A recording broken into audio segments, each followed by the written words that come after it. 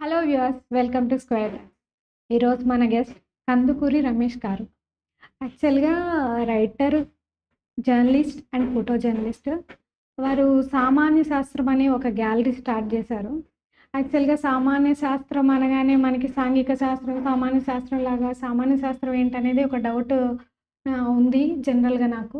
Next ఇంత ఓయి కాలనీలో ఇంత అన్ని ఇంగ్లీష్ వర్డ్స్ ఉంటే మధ్యలో సామాన్య శాస్త్రం అని చక్కగా తెలుగులో కనిపించి చాలా ఆతృతను పెంచింది. ఇదేంటో తెలుసుకోవాలని. అది ఇంటర్వ్యూ దాకా తీసుకొచ్చింది.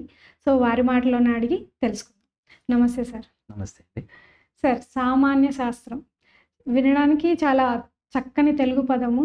అదేంటి అసలు ఆ పదానికి అర్థం ఏంటి? గ్యాలరీ పెట్టడానికి రీజన్ ఏంటి? అంటే మనం చిన్నప్పుడు మనం పాఠశాలలో చదువుకునే రోజుల్లో పరిసరాల విజ్ఞానం, సామాన్య శాస్త్రం అంటే పరిసరాల విజ్ఞానం అని చదువుకున్నాం. అయితే నేను జర్నలిస్ట్‌గా, రచయితగా, ఫోటోగ్రాఫర్‌గా ఈ 3 పనులకు నేను పెట్టుకున్న పేరు సామాన్య శాస్త్రం. దాని ఉద్దేశ్యం ఏమిటంటే మన పరిసరాల్లో మన తల్లిదండ్రులు, మన ఇరుగు పొరుగు వారు, మనకు బాగా తెలిసిన వ్యక్తులు మన పాఠ్యాంశాల్లో లేకుండిరి. దూరమైన ఎవరో చాలా పెద్దవాళ్ళ గురించి మనం చదువుకున్నాం. హ్మ్. అటువంటి పరిస్థితులలో మన పరిసరాల విజ్ఞానంలో ఉన్న సామాన్యమైన వ్యక్తుల్ని నా వ్యాసాల్లో, నేను రాసే రచనల ద్వారా, నేను తీసే ఫోటోల ద్వారా ఆ సామాన్యుడికి ఇక్కడ చోటు ఇచ్చినాననమాట. అందువల్ల ఈ సామాన్య శాస్త్రం అనేది మీ ఇంటి వ్యవహారంగా హ్మ్. మీరు చదివితే మీకు తెలిసిన వ్యక్తి కథ చదవడం, మీరు చూస్తే మీకు తెలిసిన ఒక మనిషిని హ్మ్. జ్ఞాపకం చేసుకోవడం. ఆ మాదిరిగా మన జీవితాల్లో ఉండే సామాన్యుడికి చోటిచ్చే శాస్త్రంగా నేను దీన్ని ఓకే. మలిచాననమాట. చాలా బాగుంది సార్. అంటే సామాన్య శాస్త్రం చదువుకునేటప్పుడు ఇదేదో డిఫికల్ట్ సబ్జెక్ట్ లాగా అవునవును. అనిపిస్తది. బట్ మీరు ఎంచుకున్న అర్థం గాని, మీరు చెప్పే మీరు ఇచ్చిన పదానికి అర్థం గాని చాలా మంచిగా అనిపించింది. సార్, ఇంకొకటి ఇప్పుడు మామూలుగా మీరు ఏ ఇంటర్వ్యూలో అయినా చూసా. ఇప్పుడు సామాన్య శాస్త్రం పక్కన పెడితే మీ లుక్ అనేది ఎక్కడైనా మీ రచనలో గాని ఎక్కడైనా ఇదే లుక్ చూస్తాం. దీనికి అర్థం ఏంటి? ఏమైనా రిప్రజెంట్ చేస్తున్నారా మీరు? ఏం లేదండి. అంటే మొదట్లో మనం జర్నలిస్ట్‌గా నా ప్రయాణం ప్రారంభించిన తర్వాత 97లో నేను జర్నలిస్ట్‌గా హైదరాబాద్ వచ్చినాను.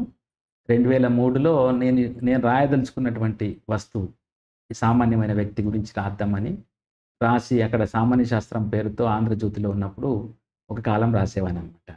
దాంతో నా ఇతివృత్తం అంటే నేను చెప్పదలుచుకున్న సబ్జెక్ట్‌ను నేను బాగా నమ్మి ఆ పని చేస్తూ ఉన్నాను.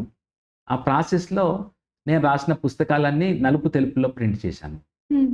అంటే పెద్ద ఆడంబరం లేకుండా తెల్ల కాగితం, నల్లక్షరం అంటే రచన గాబట్టి, నేను గూడా ఏం చేశానంటే ఓ తెల్ల పాయింటు, నల్ల చొక్కా ఓకే. దాన్ని ధరించి ముందుకు సాగినాను. తర్వాత నేను నా పుస్తకాలు ఎట్లయితే నలుపు తెలుపుల్లో ప్రింట్ చేసినానో, గ్యాలరీ ప్రారంభించినప్పుడు 8 ఏళ్ల క్రితం, దీన్ని గూడా అదే ఫామ్‌లో బ్లాక్ అండ్ వైట్ రూపంలో తెల్ల గోడలు, నల్ల ఫ్రేమ్‌లతో కూడినటువంటి బొమ్మలు. హ్మ్. తర్వాత రోజుల్లో నేను చేనేత పరిశ్రమ మీద కొంత అధ్యయనం చేసి వ్యాసాలు రాసే కాలంలో, నాకు వాళ్ళ జీవితాల్లో ఉండే కష్టాలు, వాళ్ళు అరుదైన కళారూపంగా అంటే అంతరించిపోతున్న ఒక కళారూపంగా మారిపోయారు వాళ్ళు. ముఖ్యంగా ఈ తేలియా రుమాలు చేసేవాళ్ళు, హ్మ్. పోచంపల్లిలో ఓకే. ఇట్లాంటి కార్మికుల గురించి పనిచేశాను. అప్పుడు నేను ఈ తేలియా రుమాల్ని భుజం మీద ధరించడం మొదలుపెట్టాను.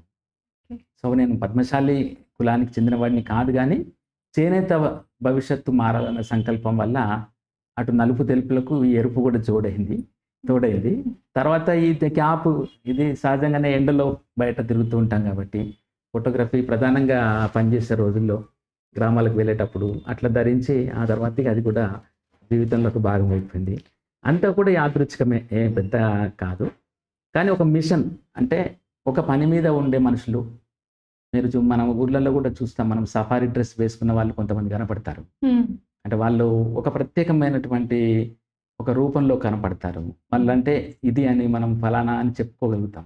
హ్మ్. అట్లాగే నాకు గూడా ఈ సామాన్యమైన జీవితాల్ని వృద్ధిలోకి తెచ్చి, ఈ బక్కజీవులు, సన్నజీవులు, అధో జగత్ సహోదరుల జీవితాల్లో మంచి ప్రకాశం జరగాలన్న భావన ఎప్పుడైతే ఏర్పడిందో, హ్మ్. అప్పటినుంచి నేను ఒక యూనిఫార్మ్ రూపంలోకి హ్మ్. నా వస్త్రాధరణ రూపం అంతా కూడా మారింది. హ్మ్. సో, ఇదంతా కాంప్లిమెంటరీ. అంటే మనం ఎంచుకున్న వస్తువు మన జీవితాన్ని ప్రభావితం చేస్తుంది. అట్లా.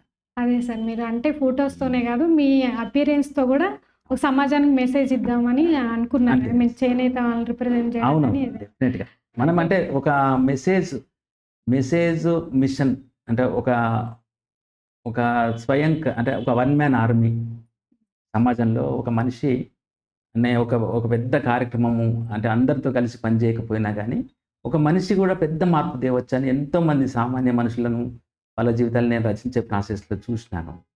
అంటే ఈ సమాజంలో మంచికి మార్పుకు ఒక కొన్ని లక్షల మంది జతగూడి చేయాల్సిన అవసరం ఏమీ లేదు. అలాంటివి జరుగుతాయి. కానీ వ్యక్తులు కూడా అద్భుతాలు చేస్తారు. వ్యక్తులు కూడా తమ సంకల్ప శుద్ధితో, తర్వాత తమ స్థిర చిత్తంతో, తర్వాత అవకాశాలు వాళ్ళంతట వాళ్ళు అన్వేషించుకొని కూడా పెద్ద మార్పు తేగలుగుతారు. చిన్న మార్పు అయినా కానీ అది క్రమంగా కన్సిస్టెంట్గా మనం అంటే నిరాటంకంగా కనుక చేస్తే తప్పనిసరిగా అది ఒక గుణాత్మకమైన మార్పు, ఒక రాడికల్గా గుణాత్మకమైన మార్పు వస్తుంది. అందుకు కూడా మనం కనబడితే నువ్వు ఈ పని మీద ఉన్నావని చెప్పాల్సిన అవసరం కలుగుతుంది. అంటే మనం నలుపు తెలుపులో నేను డ్రెస్ చేసుకున్నప్పుడు నేను రచయితను, నాతో ఏదైనా మీరు చెప్పొచ్చు, నేను సమాజానికి మీ అభిప్రాయాన్ని అందిస్తాను అనేది మన సంకల్పం. అప్పుడు తర్వాత ఫోటోగ్రఫీలోకి నేను వచ్చిన తర్వాత ఈ రూపంలో నన్ను ఎక్కడైనా మీరు బస్సులో వెళ్తున్నా లేకపోతే ఇంకా ఆటోలో వెళ్తున్నా ఎక్కడైనా చూస్తే ఒక ఫోటో తీస్తున్నా అనుకోండి, అది చూస్తున్న మనిషి బ్లాక్ ఆ డ్రెస్లో ఉన్న రమేష్ ఏమో అని గుర్తుపట్టాలి. గుర్తుపట్టడం వల్ల నా కోసమే కాదు, అంటే ఏదైనా అవసరమైతే ఆగుతారు వాళ్ళు. అక్కడ నలుగురు పోగుపడ్డారు అంటే అక్కడ రమేష్ ఉన్నాడంటే ఎందుకున్నారు, అది కూడా మనకు అవసరం. అంటే మనం పని చేస్తున్న విషయాన్ని బాహ్య ప్రపంచానికి సగర్వంగా ప్రకటించడానికి మనకొక రూపం, మనకొక ఏమన్నాను ఇంతకుముందు అన్నట్టు ఒక యూనిఫామ్ అట్లాంటిది అవసరం. దానివల్ల ఏమవుతాం అంటే మనము మన పనిని మర్చిపోం. అంతే కదండి. ఇప్పుడు మీరు ఒక డ్రెస్లో అంతే కదా, అక్కడ యూనిఫామ్ కూడా ఆటోమేటిక్ వాళ్ళకి ఒక దల్పం ఇస్తుంది, ఒక స్వేచ్ఛనిస్తుంది, చొరవనిస్తుంది. వేరే వాళ్ళు కూడా నువ్వు చెప్పు అని వాళ్ళు నన్ను అడుగుతారు. నువ్వు ఫోటోగ్రాఫర్, నువ్వు ఇది నువ్వు రచయితవి, ఇది రాయి, నువ్వు జర్నలిస్ట్వి, ఈ సమాచారాన్ని నువ్వు ప్రజలకు అందివు అని పదే పదే మనము ప్రజలకు ముందు మనం పెట్టుకోవాలి. ఇవన్నీ కూడా నాకు దీనివల్ల కొంత ఉపకరించింది. అందువల్ల నేను సగర్వంగా దాన్ని స్వీకరించి ముందుకు సాగుతున్నాను. మీరు అడిగేదాకా వచ్చింది. అదే సార్, ఇప్పుడు మీరు మీ మీ యూనిఫామ్ లాగా ఉన్న ఇదే కాదు, మామూలుగా మీరు తీసిన పిక్చర్స్లో సామాన్లతోనే మార్పు, చిన్న చిన్న మార్పు అని చెప్పారు. దాంతోపాటు వాళ్ళ దగ్గర కూడా ఇప్పుడు మీ యూనిఫామ్ జర్నలిస్ట్ అని లేకపోతే ఎలాగో వాళ్ళ దగ్గర కూడా మీరు చూసుంటారు. అంటే చెవులకి పెట్టుకోవడం సైంటిఫిక్ రీజన్ ఉంటుంది, అలాంటివి, లేకపోతే చీరకట్లో కుడి పైట అని ఉంటుంది. సో సార్, అలాంటి కల్చర్ మీరు చూసారు కదా, వాటి అనుభవాలు చెప్పండి. నేను గోచికట్టు మీద ఒక ఎగ్జిబిషన్ చేశాను. అంటే తెలంగాణలో అనేక జిల్లాలలో పెద్ద మనుషులు వాళ్ళ వస్త్రధరణ 9 గజాల చీర కట్టుకునే వాళ్ళు, అన్ని కులాల వాళ్ళు. దాంతో వాళ్ళ జీవితంలో ఆ వస్త్రం ప్రాధాన్యత ఏమిటి, ఆ వస్త్రానికి అలంకరణ తోడైంది. అంటే వాళ్ళు ఆ 9 గజాల చీర ధరించిన ప్రతి స్త్రీ తమ చెవులను మంచిగా అలంకరించుకుంటుంది బంగారంతో. సో ఇదంతా కాంప్లిమెంటరీ, అంటే బాహ్యమే కాదు అలంకరణ, అంతర్గతం. సో దాని మీద నేను ఒక తెలంగాణలో అనేక గ్రామాలు పర్యటించి దాన్ని గునుగు పూల గోచికట్టు అని ఒక ఎగ్జిబిషన్ పెట్టినాను. అయితే ఆ గునుగు పువ్వు ఎట్లయితే సన్నగా అందంగా ఉంటుందో, తర్వాత తనను ఆడంబరం లేకుండా ఉంటుందో, అంటే ఒక సెలబ్రేషన్ అది మన బతుకమ్మ పండుగలో వాడతాం కదా. సో తెలంగాణ గ్రామీణ ప్రజలు కూడా అంటే తమ జీవితాన్ని తాము శుభ్రంగా, అందంగా, ఆరోగ్యంగా ఉంచుకుంటారు. ముచ్చటగా ఉంటుంది ఆ పుష్పంలాగే. సో వాళ్ళ రూపు గురించి కూడా ఒక పెద్ద మనిషి మేము గునుగు పూల గోచికట్టు అంది ఓ మాట. ఓహో, అయితే ఇది వాడుకలో కొంతమంది స్త్రీలు ఆమె అంది మరి, కాబట్టి దాన్ని స్వీకరించి ఆ ఎగ్జిబిషన్ నేను చేసినాను. దానివల్ల ఏమైందంటే చాలామంది ఆ పిక్చర్స్ చూసి తమ ఊర్లో ఉండే వాళ్ళను దాన్ని గౌరవంగా వాళ్ళు ఫొటోస్ తీసి సోషల్ మీడియాలో పెట్టడం, నగలకు సంబంధించి ముఖ్యంగా ఆభరణాలకు సంబంధించిన ఫొటోస్ ఒక 3-4 పాపులర్ అయినాయి ఆ షోలో. సో వాళ్ళ ఇంట్లో పెట్టుకునేటి మళ్ళీ వాళ్ళ పెద్దమ్మలు, నాయనమ్మలు, తాతమ్మలు వాళ్ళు పోస్ట్ చేయడము, ఇవన్నీ అంటే ఒక వైబ్రేషన్. అంటే మీరు ఒక నిశ్చలమైన కొలంలో మనం ఎట్లయితే ఒక బండరాయి వేస్తే ఆ తరంగాలు ఎట్లయితే మనకు వస్తాయో, మనం చేసే ఒక కార్యం కూడా అది నిశ్శబ్దంగా ఈ సమాజం అనే కొలంలో కొన్ని ప్రకంపనలు పాజిటివ్గా తీసుకొస్తుంది. సో వాళ్ళను ఓన్ చేసుకొని ఇస్తుంది. అంటే ఆ పెద్ద మనుషుల గురించి మాట్లాడడానికి అవకాశం ఇచ్చింది. కొత్త వాళ్ళు ఇంకా యువతరం కూడా కట్టుకుంటున్నారు, పలానా చోట మీరు ఎందుకు చేయలేదు అని వాళ్ళని మళ్ళీ ఆహ్వానించిన. ఆ తర్వాత ఇది అంతటా ఉందా, కొన్ని ప్రాంతాల్లోనే ఉందా అన్న చర్చ వచ్చింది.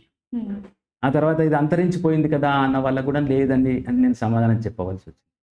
సో ఇది ఆ విధంగా అంటే శ్రమలో అనేక విధాల శ్రమకు ఉపకరించే ఆ వస్త్రధారణ కొంత ఆధునికత తాటికి అది మరుగుపడ్డప్పటికీ ఇంకా తెలంగాణ గ్రామీణ ప్రజానీకము అటు కర్ణాటక, మహారాష్ట్ర సరిహద్దులే కాకుండా అనేక జిల్లాలలో కూడా ఈ సౌందర్యవంతమైనటువంటి ఈ సొగసైన కట్టు బొట్టు తీరుతో ఇంకా ఉన్నారు. ఇంకా నేను ఇది మరింత శ్రద్ధగా ఇంకొక వర్క్ చేసి మరింత అందంగా కూడా ఎగ్జిబిట్ చేయాలనుకుంటున్నాను. సో అదొకటి నాకు చాలా సంతోషం కలిగించిన ఎగ్జిబిషన్ అది. సార్ మీరు ఎక్కువ మన కల్చర్ని రిప్రజెంట్ చేసేది ఎక్కువ ఎక్కడ చూసున్నారు ఎక్కువ జిల్లాలో? అట్లేం లేదు. అంటే కల్చరు మీరు విడిగా ఈ వస్త్రధారణ లాగా మాట్లాడితే మనం కొన్ని ప్రాంతాలు చెప్పొచ్చు. కానీ బేసికల్గా నేను చేస్తున్న మొత్తం పనిలో ఈ సహజత్వం ఒకటి, మన జీవితంలో ఉండే సహజత్వము, మన జీవితంలో ఉండే నిరాడంబరమైన మన సామాన్యత, అంటే ఆ మామూలు తెలంగాణ గ్రామీణ సొగసే అది. నిరాడంబరంగా ఉండడము, సహజంగా ఉండడము, స్వతంత్రంగా ఉండడం, ఇదే సంస్కృతి నా దృష్టిలో విశాలమైన అర్థంలో. ఇట్లాంటి సహజ సిద్ధమైన సౌందర్యవంతమైన నిరాడంబరమైన గ్రామీణ స్త్రీ పురుషుల చిత్రాలు వాళ్ళ విశ్రాంతి ప్రధానంగా పని పాటలతో పాటు విశ్రాంతిని చూడడం, సేద తీరడం, వాళ్ళు తర్వాత ముచ్చట్లు అంటే మాట్లాడుకోవడం, సంభాషించడం, తర్వాత వాళ్ళు కొంత ఆత్మీయత అనురాగాల దృశ్యాలను మనం చిత్రీకరించడం. అంటే ఒక పెద్ద మనిషి భార్యాభర్తలు ఇద్దరు, ఆయన బయటకు వెళ్ళే ముందు అంగీకి గుండెలు పెట్టి బయటకు వెళ్తుండే ఆయన కొంచెం అంటే పెద్ద మనిషి అయిందో అట్లా బయటకు పోయి 4 అడుగులు వేసి వస్తాడన్న. అది మీరు చెప్తుంటే మామూలుగా బయటకు వెళ్తున్నప్పుడు టవల్ ఇవ్వడం, ఇలాంటి చిన్న చిన్న అనుబంధాలు, అనురాగాలు, వాటి తాలూకు జీవన ఖండికలు, ఇవన్నీ కూడా నాకు సంస్కృతిలో భాగంగానే చూస్తాను. అందుకని ప్రస్ఫుటంగా కనిపించేలాగా ఈ ఆభరణము, ఆ తర్వాత వేషం అనేదే కాకుండా కదలిక, మనుషులు వాళ్ళ జీవన ఛాయల్లో వాళ్ళ పని పాట విశ్రాంతి ఇంతకుముందు అన్నట్టు వాటినన్నీ నేను చిత్రిస్తూ ఉంటాను. సో ఇది నా దృష్టిలో ఒక సాంస్కృతిక జీవనం కిందనే లెక్క. సార్ ఇప్పుడు మామూలుగా ఒక ఫోటోగ్రాఫర్ ఫోటోస్ తీయాలంటే ఇప్పుడు ఉన్నప్పుడు ఇలా పెట్టండి, ఎలా పెట్టండి, లైటింగ్, ఫోకస్ ఇలా అన్ని చేసుకొని తీసి గుడ్ షాట్ మంచిగా వచ్చింది అంటారు. అలాంటిది ఇంత నిరాడంబరంగా ఇంత న్యాచురల్గా తీయడం ప్రాసెస్ ఎలా ఉంటుంది సార్? అంటే వాళ్ళకి తెలియదు కదా సార్ తీసేది. మళ్ళీ మీరు అనుకున్న విజువల్ రావాలి, దాని వెనక కృషి ఏంటి, ఎలా వర్కౌట్ అవుతుంది? అంటే మన క్యాండిడ్ ఫోటోగ్రఫీ అని మనం ఆ ధోరణి గురించి మాట్లాడతాము. మన వెడ్డింగ్ ఫోటోగ్రఫీలో కూడా ఆ క్యాండిడ్ ఫోటోగ్రఫీ పెట్టుకొని మనం అటు ఇటు మనం పని చేసుకుంటున్నప్పుడు మిగతా జీవన విశేషాలని చిత్రీకరిస్తున్నారు. అయితే సాధారణంగా ఒక మనిషి మన ఫోటోగ్రఫీ కోసం ఆ ఫోటో తీయి అని వచ్చినప్పుడు తీసే ఫోటోగ్రఫీ ఒక పద్ధతి, అది వాళ్ళ కోసం చేసేది. వాళ్లకు నా అంతట నేను స్వీకరించినటువంటి వృత్తి కాబట్టి వాళ్ళు తమ జీవన విశేషాల్లో నిమగ్నమై ఉన్నప్పుడు, వాళ్ళు తమ జీవన వ్యాపారంలో రకరకాల కార్యక్రమాల్లో వాళ్ళంతట వాళ్ళు తలమునకలై ఉన్నప్పుడు అందులో విశేషాన్ని, సామాన్యమైన విశేషాన్ని వాటిని నేను నా అంతట నేను చేసుకుంటాను. కాబట్టి నాకు పెద్దగా వాళ్ళతో సమస్య, వాళ్ళు ఇటు చూడాల్సిన అవసరం లేదు. తర్వాత వాళ్ళు వాళ్ళ పనిలో ఉంటే ఇంకా మంచిది. నేను పనిలో ఉన్నప్పుడు తీసిన ఫోటోలు కూడా వాళ్ళకు ఒక్కసారి ఎందుకు అనే ప్రశ్న ఉదయించినప్పుడు ఇది మీకోసం కాదు, నా కోసం కాదు, మన అందరి కోసం అని చెప్తుంది. సామాన్యుల లైఫ్ రిప్రజెంట్ చేయడం అంటే మీరు వచ్చి తీస్తే ఒక పద్ధతి అన్నాను కదా, నా అంతటి నేను చేస్తే ఇంకో పద్ధతి అన్నాను కదా. కానీ ఇది మన ఇద్దరికి సంబంధించింది కాదు. నువ్వు ఉన్నావమ్మా, నీ గోచికట్టుతో, నీ ఆభరణంతో నువ్వు నిలబడి ఉన్నావు. ఇది తెలంగాణ తల్లి బొమ్మ అవుతుంది రేపు. కాబట్టి నువ్వు నన్ను మన్నించు. నీ పలానా రాజభవన్ తీస్తున్న బొమ్మ అనుకోకు. ఇది గ్రామీణ ఒక మహిళ బొమ్మ, ఇది తెలంగాణ జీవితాన్ని చిత్రీకరిస్తుంది అని నచ్చ చెప్తాను వాళ్ళకు. ఓ అట్లా నా బిడ్డ అని వాళ్ళు అంగీకరిస్తూ ఉంటారు. సో ఇట్లా ఎలాబరేట్ అవుతుంది నాది. దీన్ని నేను క్యాండిడ్ ఇట్లాంటి విభజన కింద చూడను. నేను లైవ్ ఫోటోగ్రఫీ అంటూ ఉంటాను. మీ జీవితాన్ని నేను చిత్రీకరిస్తుంటాను. అందులో వార్తలు, విశేషాలు, సంఘటనలు కాకుండా మొత్తం ప్రధానమైన జీవితంలో వాళ్ళంతట వాళ్ళు వాళ్ళ కార్యం, జీవన కార్యం. లేదో మీరు జీవకళాందం. చక్కగా కళతో ఉంటారు అంటాం కదా, మనం మనిషిని చూసినప్పుడు ఎంత కళ ఉందా ఆమె అని. సో అలా కళతో కూడినటువంటి జీవిత దృశ్యాలు, ఖండికలు. అదే సార్, అసలు ఈ మూమెంట్ అనేది లైఫ్ లో మళ్ళీ అంటే మనం ప్లాన్డ్ గా తీసిన వేరేలాగా ఉంటాయి, మనం మళ్ళీ మళ్ళీ తీసుకోవచ్చు అదే ప్లాన్డ్ గా, కానీ ఇవి రావు. ఇది చరిత్ర. క్షణం ముగిస్తే మళ్ళీ మనం చిత్రీకరించలేము. కాబట్టి ఇది యాదృచ్ఛికంగా జరిగే పని, అనాలోచితంగా జరిగే పని. అందుకనే ఎల్లవేళలా కెమెరా ఉంచుకుంటాను దగ్గర. అంటే ఎప్పుడు మనకు ఎక్కడ తారసపడుతుందో ఎటువంటి జీవితం తెలియదు కాబట్టి భుజానికి ఎప్పుడు శరీరంలో బాగా. సరే, ఇప్పుడు ఫ్యూచర్ జనరేషన్కి ఇంతగా 90s లో ఉన్న వాళ్ళకి తెలుస్తుంది, 2000 లో ఉన్న వాళ్ళకి అసలు పల్లెలు అంటే ఆకుపచ్చ గ్రీనరీ అని తప్ప వాళ్ళ సంతోషాలు, వాళ్ళు ఏ ఏ చిన్న చిన్న వాటికి సంతోషపడే మీ ఫొటోస్లో తెలుస్తుంది. బట్ వాళ్ళు బయట వాళ్ళకి ఇప్పుడు ఉన్న జనరేషన్కి తెలియదు. ఇప్పుడు ఉన్న జనరేషన్కి మీ ఫొటోస్ ద్వారా ఏం రిప్రజెంట్ చేద్దాం అనుకుంటున్నాను? అంటే రెండు విషయాలండి. నేను చేస్తున్న ప్రధానమైన పని ఏమిటంటే అంటే ఇప్పుడున్న జనరేషన్ చూడడానికి నేను ఎక్కువ దృష్టి పెట్టట్లేదు. అంటే వాళ్ళకు కావలసినటువంటి వ్యవహారాల్లో వాళ్ళు ఉన్నారు. అయితే నా తరమే, ఉదాహరణకు మీ తరం అనుకుందాము. మనం ఒక దాదాపుగా ఇప్పుడున్నటువంటి సమకాలీన తరం ఏదైతే ఉందో వాళ్ళకి ఇంకా జ్ఞాపకాలు ఉన్నాయి కదా గ్రామంతో.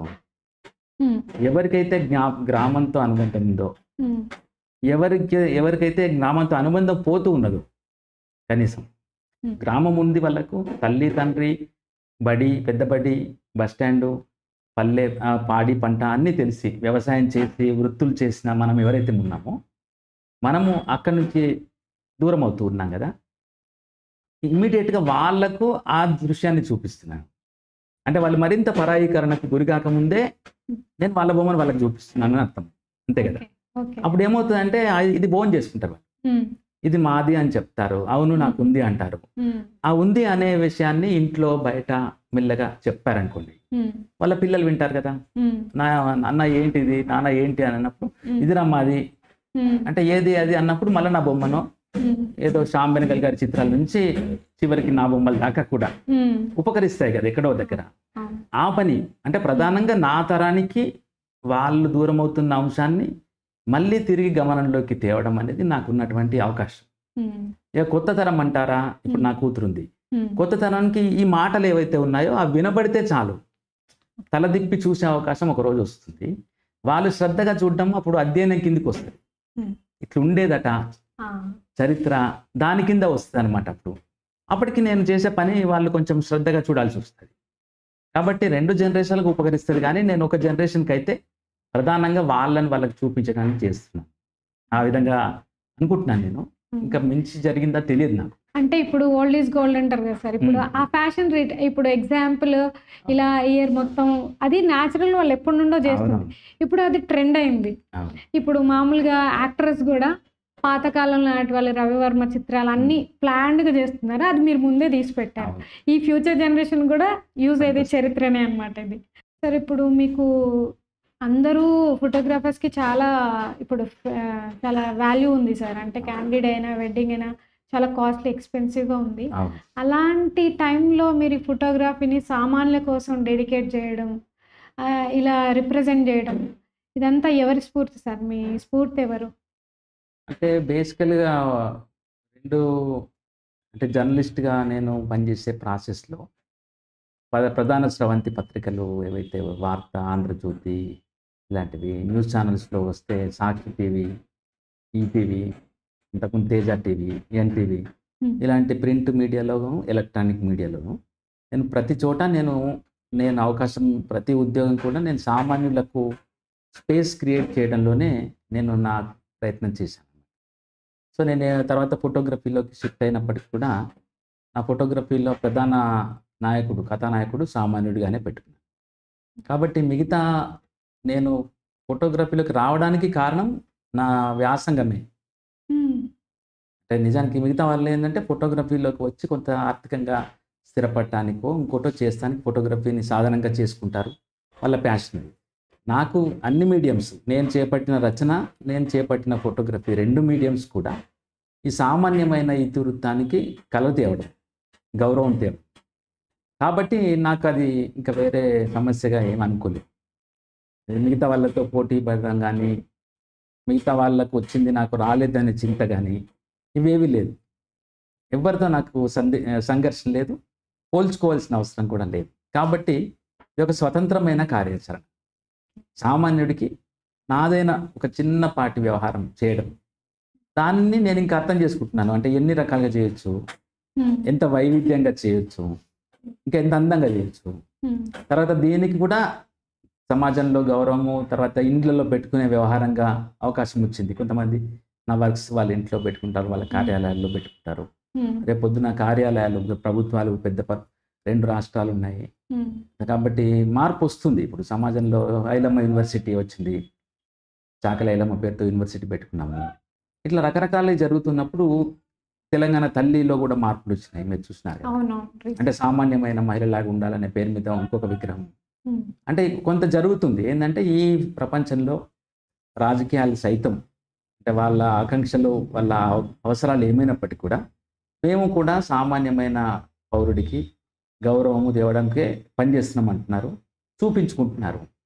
కాబట్టి ఇటువంటి సమయంలో నేను నిజమైన సామాన్యుడు ఎవరో ఇంకా నా మీద బాధ్యత పెరిగింది. అంటే వాళ్ళు ఒకటి చేస్తున్నారు, నేను అంతకంటే ఇంకా నిజమైనది ఏం చెప్పాలా, ఇంకా ఎంత బాగా చెప్పాలా. సో ఇవి ఒకరోజు వాళ్ళ దగ్గర కూడా పోవచ్చు. కాబట్టి నేను వదులుకుంటుంది ఏమీ లేదు. ఇది కూడా ప్రధాన స్రవంతే. ఎందుకంటే 80% ప్రజల జీవితం మీద పనిచేసేది ప్రధాన స్రవంతి కిందనే లెక్క. కాకపోతే వాళ్ళకి ఆకర్షణ, వాళ్ళకి తెలియకపోవచ్చు నా దగ్గర ఇంత మంచి వస్తువు ఉందని. ఇది వాళ్ళ కార్యాలయాల్లో, కార్పొరేట్ ఆఫీసులలో కూడా పెట్టుకోదగ్గది అని వాళ్ళకి చాలా మందికి తెలియదు. కాబట్టి రేపు ఎప్పుడైనా ఏదైనా జరుగుతుంది. కాబట్టి నేనేమి అనుకోవట్లేదు, ఇది గంభీరంగా జరుగుతున్న పని అనుకుంటున్నాను. Okay sir. అసలు మీ ఫొటోస్ ఒక్కొక్క ఫోటో ఒక్కొక్క కథను చెప్తుంది. ఇందాక తెలుగు తల్లి అన్నట్టు మీ ఫొటోస్లో ఎక్కువ అమ్మ బాధ్యత, తల్లి ప్రేమ, ఇవన్నీ ఎక్కువ క్యాప్చర్ చేసినట్టు అనిపిస్తుంది సార్. మళ్ళీ అందులో ఒకటి మనకి మామూలుగా ఊర్లో అంటే పచ్చదనం చూపిస్తాం, కానీ మనుషులకు వచ్చేసరికి వాళ్ళ కష్టాలు, సరైన భోజనం లేదనో, ఇల్లు లేదని ఇవే ఉంటాయి. బట్ ఇక్కడ స్వచ్ఛమైన, మీ ఫోటోలో స్వచ్ఛమైన నవ్వు కనిపిస్తుంది. మీరు ఇది మాత్రమే క్యాప్చర్ చేయడానికి రీజన్ ఏంటి? అంటే మీరు అన్నది నిజమే. ఇందులో మీరు వెనుకకు ఉన్న మీ చిత్రం, మీ పక్కన ఉన్న ఆ మహిళ కూడా వ్యవసాయదారిని, వ్యవసాయం చేస్తూనే ఉన్నప్పటికీ ఆ ముఖంలో కానీ, ఆమె వేష భాషల్లో కానీ చాలా సౌందర్యం ఉంది, సంతోషంగా ఉంది. అంటే జీవితంలో కష్టాలు వస్తాయి, వాటిని ఎదుర్కొంటారు, వాటి కోసము వాళ్ళ గుండె రాయి చేసుకుంటారు, కావలసినంత ధైర్య సాహసాలతో ముందుకెళ్తారు. కానీ జీవితంలో అదొక అంశం మాత్రం, అదేది మొత్తం జీవితంగా ఉండదు. కాబట్టి మనం చాలాసార్లు ఏంటంటే ఈ పావర్టీ అంటే పేదరికము, దారిద్ర్యము, ఒక నిస్సహాయత, అణచివేతకు గురైనటువంటి అంశాలు, వీటిని మనము ప్రధాన స్రవంతి మీడియాలో ఈ ప్రజల జీవితాల గురించి చెప్పేటప్పుడు అనివార్యంగా మనం చూపిస్తుంటాం. అది వార్త కాబట్టి, వార్తా విశేషాలు, అది వార్త ప్రధానం కాబట్టి అక్కడ మనము దృష్టి పెట్టి ఆ జీవన ఛాయను, ఆ అంశాన్ని మనం చెప్పడం వల్ల వీళ్ళంతా దరిద్రులు, వీళ్ళంతా నిర్భాగ్యులు, వీళ్ళంతా అణచివేతకు గురైన వాళ్ళు, వీళ్ళు లేదంటే పోరాటంలో మునిగి తేలిన వాళ్ళు అనే భావన మనకు కొంత కనపడుతుంది. కానీ జీవితం అనే పెద్ద కాన్వాస్లో కనుక మనం చూస్తే కష్టం ఎంత ఉందో సుఖం అంతా ఉంది. కాబట్టి ఈ ఎట్లయితే మనము సెలబ్రిటీ అంటే బాగా అన్ని విధాల సమాజంలో పేరు ప్రఖ్యాతి పొందుతున్న వ్యక్తి, కేవలం ఆయనలో ఉన్న ఒక బ్రైటర్ సైడ్ మాత్రమే చూపిస్తాము. అతన్ని బాధపడేది, ఆయన కష్టపడేది, ఆయన దుఃఖంలో ఉండేది మనం చూపించాం కదా. ఆయన సక్సెస్ మాత్రమే ఎట్లా చూపిస్తామో, నేను సామాన్యమైన వ్యక్తి జీవితంలో కూడా అదే ఎంచుకున్నాను. కష్టం ఉంది ఆయనకు కూడా, ఎదురీత ఉంది ఆయనకు కూడా, ఆమెకు కూడా. కానీ అదాని పేరు మీద వాళ్ళ జీవితాల్లో దరిద్రమైనవో బాగా లేనివో చెప్పకూడదు. అందుకని మిగతా వాళ్ళకు నాకు తేడా ఏమిటంటే, నేను brighter side of the ordinary man, ప్రకాశవంతమైన ఈ సామాన్యుడి జీవితాన్ని, ఆయన ముఖ చిత్రాన్ని ప్రబలంగా చూపిస్తూ ఉంటాను. అందుకని ఈ సంతోష ఛాయలు నాకు ఎక్కువ కనపడుతుంటాయి. అంతేకాదు ప్రపంచంలో భారతదేశాన్ని మొదటి ప్రపంచపు దృక్పథంతో చూసిన వాళ్ళు ఎవరైనా గానీ, ఇక్కడ సామాన్యతను వాళ్ళు ఒక పేదరికంగానే చూసినారు. హ్మ్. కానీ నేనిక్కడ సామాన్యతను సహజత్వంగా చూస్తాను. ఈ సహజత్వము సౌందర్యంతో మిళితమై ఉంది ఇక్కడ. కాబట్టి ఒక మనిషిని నేను చూసినప్పుడు అందులో అవతలి పక్షం అంటే బయటవాడిగా చూడట్లేదు నేను. నేను వాళ్ళ సోదరుడిగా, వాళ్ళ బిడ్డగా, లేదా వాళ్ళ అన్నయ్యగా, ఆమె నాకు వదినగా, అక్కగా ఇట్లా చూస్తున్నప్పుడు నాకొక సహృద్భావత ఉంటుంది కదా! హ్మ్. మన మనిషి. హ్మ్. సో, మన మనిషిని మనం ఎట్లా చూయించుకుంటాము? ఎట్లా ఓన్ చేసుకుంటాము? హ్మ్. ప్రేమగా, అనురాగంతో, అనుబంధంతో చేస్తాం. అవును. కాబట్టి నా బొమ్మలన్నీ ఆ అనురాగ వ్యవహారంలోకి ఇమిడిపోయినాయి. అదే ప్రేమను ఎక్స్‌ప్రెస్ చేసేలాగా ప్రేమను ఉంటాయి. ఎక్స్‌పెక్ట్ చేసి. అంటే పరాయి వాడిగా చూడట్లేదు కదా! హ్మ్. అందువల్ల ఇది నా ఇన్సైడర్. అంటే నేను ఇన్సైడర్‌ని. హ్మ్. వన్ ఎమాంగ్ దెమ్ అన్నమాట. అంటే నేను వాళ్ళలో ఒక మనిషిని. అదే సార్. సో, మన మనుషులు అనేటప్పటికల్లా ఉండే ఒక మమేకత, హ్మ్. ఒక మమత ఉంటుంది కదా! హ్మ్. అది నా చిత్రాల్లో అనివార్యంగా వస్తున్నట్టుంది. హ్మ్. అందువల్ల మీకు చూసినప్పుడు అవి బాగుంటున్నాయి. అవును సార్. అది. అంటే ఇప్పుడు ప్రొటెక్ట్ చేస్తుంటారు. ఎక్కడ మీ ఫోటోలో ఎక్కువ ఏంటంటే తల్లి బిడ్డని ప్రొటెక్ట్ చేస్తున్న పిక్చర్స్ ఎక్కువ అవును. నోటీస్ మంచి చేశారు. విశ్లేషణ ఇది. అవును. బాగుంది.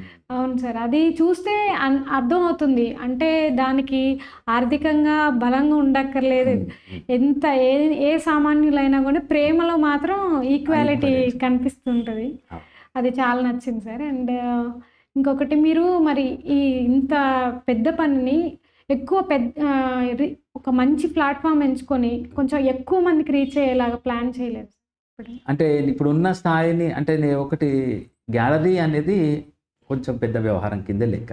హ్మ్. అంటే నిరాటంకంగా నడపాలి. దాంట్లో వచ్చే వాళ్ళను ఆదరించి, వాళ్ళకి తగిన బొమ్మను మంచి గాలి వెలుతురులో చూపించాలి. తగిన విధంగా దానికి ఫ్రేమ్ కట్టి, అందంగా మంచి ప్రింట్‌తో ఇదంతా ఖరీదైన వ్యవహారం కింద లెక్క. సో, ఇక్కడి దాకా తెచ్చి ఈ మాత్రం వ్యవహారాన్ని అంటే ఒక 8 సంవత్సరాలుగా నేను నిర్వహిస్తున్నాను ఈ గ్యాలరీలో. హ్మ్. ఇది ఈ గ్యాలరీ పెట్టినాక ఇది 13వ ప్రదర్శన. ఇది ఇప్పుడు మీరు చూస్తున్న ఎవ్రీడే ఇండియా ఇది. హ్మ్. సో, ఇట్లా నేను బయట అంటే గ్యాలరీ పెట్టకముందు, పెట్టిన తర్వాత కలిపి 20 ప్రదర్శనలు నేను ఫోటోగ్రఫీ చేసిన. సో, నాలాంటి వాడికి అంటే ఒక జర్నలిస్ట్‌గా పనిచేసి పూర్తి స్థాయిగా ఉద్యోగం వదిలిపెట్టి మళ్ళీ ఫోటోగ్రఫీ చేస్తున్న వాడిని హ్మ్. మీరు ఇంతకుముందు అన్నట్టే కమర్షియల్ కాని బొమ్మ, హ్మ్. ఆర్థికంగా కొనడానికి ఇష్టపడని బొమ్మ. అటువంటి దానితో 8 సంవత్సరాలు ఒక గ్యాలరీ నిర్వహించడం నాకది కొంచెం నాకెక్కువ అనమాట.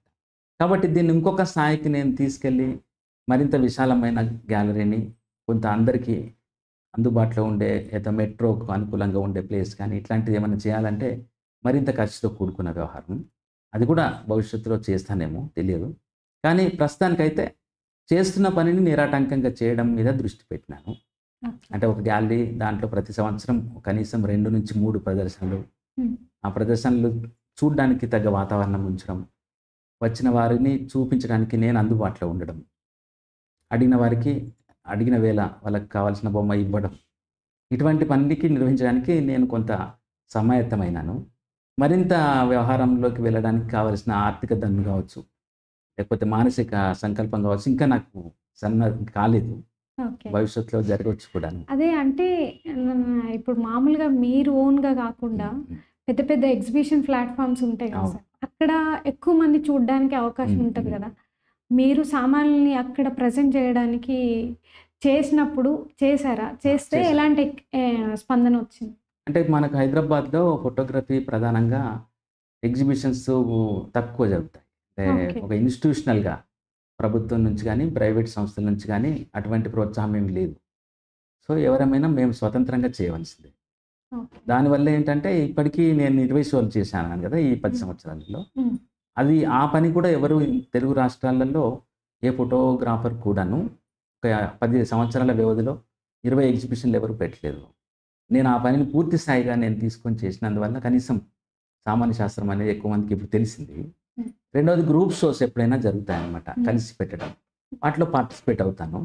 అలాగే ఈ నేషనల్‌గా అంటే కొన్ని ఫిల్మ్ ఫెస్టివల్ లాగే ఫోటో ఫెస్టివల్స్ కూడా జరుగుతాయి ఇక్కడ. అందులో కూడా నేను ఎగ్జిబిట్ చేస్తూ ఉంటాను. హ్మ్. కానీ మీరన్నట్టు గ్యాలరీలోనే పెట్టకుండా బయట నేను ఎగ్జిబిషన్ చేయొచ్చు. కానీ దానికి పెట్టే సమయము, ఖర్చు, దానికి హాజరయ్యే మనుషులు తక్కువ మళ్ళా. ఓకే. అందువల్ల నేను నిరాటంకంగా ఒక చోట పెడుతూ ఉన్నాను. ఓకే. అంటే మనం బయట పెట్టినా 20 మందే వస్తారు వారం రోజుల్లో. హ్మ్. అదే రోజు ఇక్కడనే ఇప్పుడు అలవాటు చేసిన ప్రదేశంలో రోజుకి 5గురు వస్తున్నారు. హ్మ్. ఆ మేరకు నేను బయట చేసే ప్రయత్నం కంటే ఇక్కడ కనీసం కన్సిస్టెంట్‌గా చేయడం మంచిదని. ఓకే. అందువల్ల ఎక్కువ మందికి ఇక్కడే చూపిస్తున్నాను. ఓకే. అది. సరే మీరు మెయిన్ స్ట్రీమ్ నుండి ఫోటో జర్నలిస్ట్‌గా హ్మ్. ఈ ఒక సామాన్య శాస్త్రం అనేది ఒకటి ఎంచుకొని, ఒక థీమ్ ఎంచుకొని చేస్తున్నారు గదా! అవును. చేస్తున్నప్పుడు అందరికొచ్చే డౌటే ఫైనాన్షియల్‌గా ఇవేమి మీకు రాబడి రాబడి ఇవ్వవు. అవును. సో, దాన్నెలా మేనేజ్ చేస్తున్నారు మీరు? అంటే ఒకటేంటంటే పనిని నిరాటంకంగా చేయడం అండి. హ్మ్. అంటే ఇదొక పని అన్న విషయం ముందు వాళ్ళకి చాలామంది మిత్రులకు, నా నా మిత్రులకు కూడా ఇదొక పనిగా వాళ్ళకి ముందు అనుకోలేదు. అంటే ఒక అభిరుచి కింద, ప్యాషన్ అంటే మీ ప్యాషన్. వ్యక్తిగత అభిరుచి కింద, మీ హ్మ్. వ్యక్తిగత ఇష్టం కింద అనుకున్నారు. క్రమక్రమంగా ఈ ఛాయాచిత్రాలు మాట్లాడుతున్న విషయాలు ఎక్కువ మందికి సంబంధించినవి. హ్మ్. ఇది సంస్కృతికి సంబంధించింది, మన జీవితాలకు సంబంధించింది, మన భవిష్యత్ తరాలకు సంబంధించింది. హ్మ్. కాబట్టి ఈ చేస్తున్న వ్యక్తికి మనం సహకరించాలి అనే భావన కొందరిలో ఏర్పడింది. హ్మ్. నేను నా అంతట నేను ఏర్పాటు చేసుకున్నటువంటి ఇది స్వీయ లక్ష్యం కాబట్టి, దీన్ని వాళ్ళకి చెప్పడంలో నేను జాగ్రత్తగా చెప్పడంలో నేను కొంత వెనకబడడం. ఇది ఖర్చుతో కూడుకున్నదని చాలామందికి చెప్పలేదు నేను. ఇది శ్రమతో కూడుకున్నదని చాలామందికి తెలియదు. అది వివరించలేదు నేను. తర్వాత ఇక్కడ నేను ఒంటరిగా అంటే ఉద్యోగం అనే వ్యవహారంలో ఎట్లయితే మనం పనిచేస్తామో, అదే అంతే స్థాయి ఎనర్జీతో మనం ఇక్కడ కూడా ఉండవలసి ఉంటది. అలా ఉన్నప్పుడు ఇది నడుస్తదన్న విషయం వాళ్ళకి నేను చాలామందికి తెలియదు. చాలామంది ఇప్పటికీను నేను మా ఇంట్లో నిర్వహిస్తున్నానని అనుకునే వాళ్ళు కూడా ఉన్నారు నా ఫ్రెండ్స్.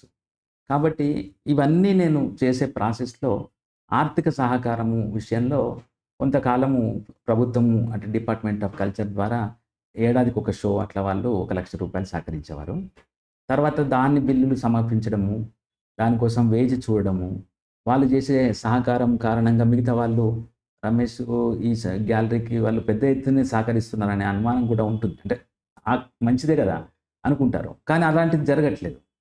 దానివల్ల నేను అనుకున్నాను ఈ ప్రజలకు సంబంధించిన పని, సామాన్య పౌరులకు సంబంధించిన పనిలో ప్రభుత్వ సహకారం ఎందుకు? ఓకే.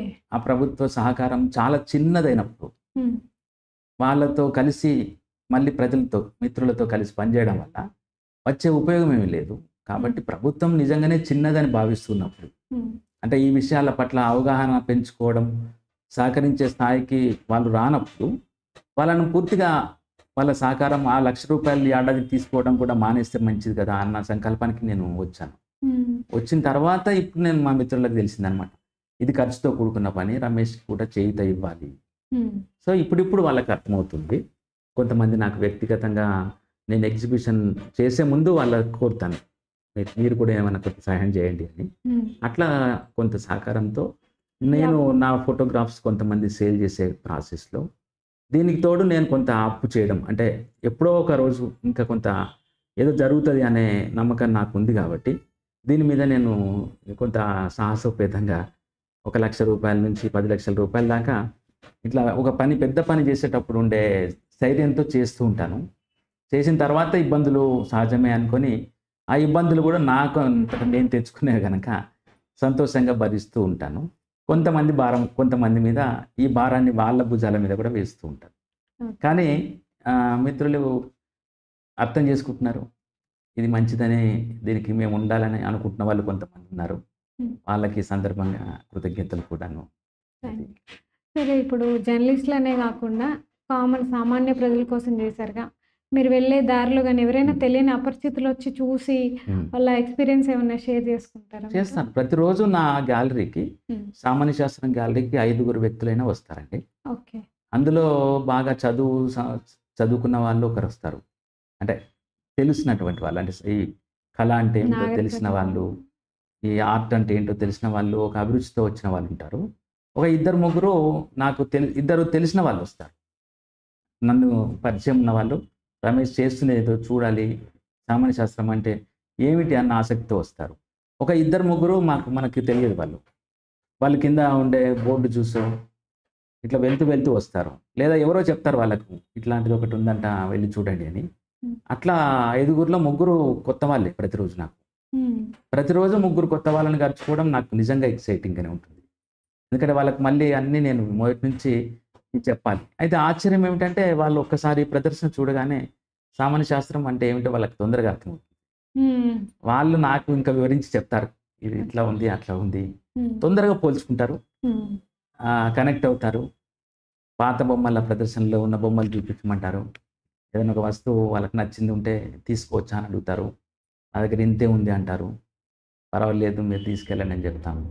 అట్లా చాలా చాలా ఇంట్రెస్టింగ్గా జరుగుతుంటుంది ప్రతిరోజు.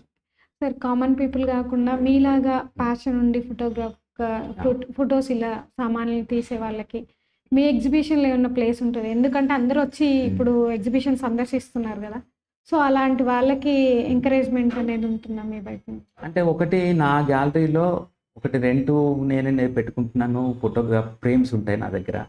కాబట్టి ఎవరైనా ఫోటోగ్రఫీకి సంబంధించినంత వరకు ఇది హైదరాబాద్లో ఎన్నిదేలుగా ఉన్న గ్యాలరీ కాబట్టి ఎవరైనా ఫోటోగ్రాఫర్స్ తమ వర్క్స్ ఎగ్జిబిట్ చేయాలంటే ఆహ్వానం నా గ్యాలరీలో.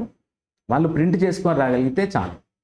అంటే ఫోటోగ్రఫీ ఎగ్జిబిషన్లో అది 25% ఎక్స్పెండిచరే. ప్రింటింగ్, ఫ్రేమింగ్, రెంటు ఇదంతా మళ్ళీ మిగతా 70% అనుకోండి. ఒక 30% వ్యవహారం వాళ్ళు చేసుకోగలిగితే మన గ్యాలరీలో వాళ్ళు ఎగ్జిబిషన్ పెట్టుకోవచ్చు. రెండవది నేను ప్రతి 3 నెలలకు ఒక ఎగ్జిబిషన్ ఉంటుంది, 3 నుంచి 4 నెలలకు. నా ఎగ్జిబిషన్ ముగిసేటప్పుడు వాళ్ళు నా ఫోటోగ్రఫీ గ్యాలరీలో ఈ ఫ్రేమ్స్లో వాళ్ళ బొమ్మలు మార్చుకోవచ్చు అనమాట. వాళ్ళు వారం రోజులు పెట్టుకుని వాళ్ళ రోజులకు ఇస్తాను, నేనే నిలబడతాను, ఇనాగ్రేషన్ చేసుకోవచ్చు, మంచిగా అన్ని వసతులు ఉన్నాయి. మళ్ళీ వాళ్ళది తీసేసినాక నా కొత్త షో పెట్టుకుంటాను అనమాట. కాబట్టి ప్రతి సంవత్సరం 3 షోల నుంచి 4 షోలు ఎవరైనా ఈ గ్యాలరీని వాళ్ళు ఉపయోగించుకోవచ్చు. అవకాశం ఉంది ఉచితంగా. ఓకే సార్, ఇప్పుడు మీకు గ్యాలరీకి సామాన్లే కాదు, ఫోటోగ్రాఫర్స్ కాదు, నార్మల్గా ఏమైనా ప్రముఖులు మీకు ఇచ్చిన కాంప్లిమెంట్స్? ప్రముఖులు కూడా చాలామంది వస్తారు. అంటే ఇప్పుడు మన రాజమౌళి గారి నాన్నగారు మా కాలనీలో ఉంటారు. ఆయన విజేంద్ర ప్రసాద్ గారు, ఆయన కూడా చూశారు బొమ్మలు. అంటే విశేషం ఏమిటంటే చాలామంది ఫిజికల్గా తమ ఇల్లు వదిలి, అంటే తమ ఒక ప్రదేశానికి వెళ్ళి 1 గంట సేపు స్పెండ్ చేసే అంటే ఔదార్యం అంటే ఈ రోజుల్లో చాలా తక్కువ. అంటే ఇప్పుడు ఒక సంగీత విభావానికి వెళ్ళడము, అట్లా ఒక సినిమాకు వెళ్ళడం కూడా ఈ మధ్య తగ్గింది. మీకు ఓటీటీ ప్లాట్ఫామ్స్లో ఇన్ని వ్యవహారాలు జరుగుతూ ఉన్నప్పటికీ కూడా నా గ్యాలరీకి వస్తున్నారంటే వాటిని మించిన వ్యవహారం ఏదో ఉందని నేను అనుకుంటున్నాను. మన తెలుగు రాష్ట్రాల్లో ఉండే వాళ్ళు, మన తెలంగాణ నుంచి హైదరాబాద్ ఎవరు వచ్చినా వాళ్ళు సాహిత్య సభకు వచ్చినప్పటికీ లేదా నిమ్స్ లాంటి హాస్పిటల్ వ్యవహారాల కోసం వస్తారు. వచ్చినప్పుడు వాళ్ళు నాకు ఫోన్ చేస్తారు, నేను ఊర్లో ఉన్నాను, 2 రోజులు ఉంటున్నాను, ఎప్పుడు రావాలి, అట్లా వస్తారు. ఆంధ్రప్రదేశ్ నుంచి చాలామంది వేరు కారణాలతో మన హైదరాబాద్ వచ్చినప్పుడు తప్పకుండా దర్శించే ప్రదేశంగా వాళ్ళ మనసులో కూడా నమోదైంది. వాళ్ళు వాళ్ళ స్నేహితులను తీసుకొని వస్తారు మన దగ్గరికి. ఇది 2 కాకుండా ఈ మధ్య విదేశాల నుంచి కూడా హైదరాబాద్లో చాలామంది స్థిరపడ్డారు. వాళ్ళకు గ్యాలరీస్, మన గూగుల్ ఇమేజ్లో గ్యాలరీస్ అని వాళ్ళు సెర్చ్ చేసి ఏ గ్యాలరీలో వేరేళ్లలో వచ్చి చూసుకొని కూడా అలాంటి విదేశీ వనితలు చాలామంది, ముఖ్యంగా మహిళలు, కల్చర్ మీద పనిచేస్తున్న వాళ్ళు, not only artist, photography fraternity, బయట వాళ్ళు కూడా రీసెర్చ్ స్కాలర్స్ వాళ్ళు మన గ్యాలరీకి వస్తారు. ఇది కాకుండా విదేశాల నుంచి వచ్చింది ఒక ఆమె, నాకు చాలా ఆశ్చర్యం అది. లాస్ట్ ఇయర్ ఒక ఫ్రాన్స్ నుంచి ఎల్విన్ పెన్సా అని ఒక పెద్ద మనిషి, ఆమె ఆర్టిస్టు. ఆమె భారతదేశాన్ని ప్రతి సంవత్సరం సందర్శిస్తారు. అయితే కరోనా సమయంలో ఆమె రాకపోకలు మనకు బంద్ కావడం వల్ల చాలా ఏం రాలేదు.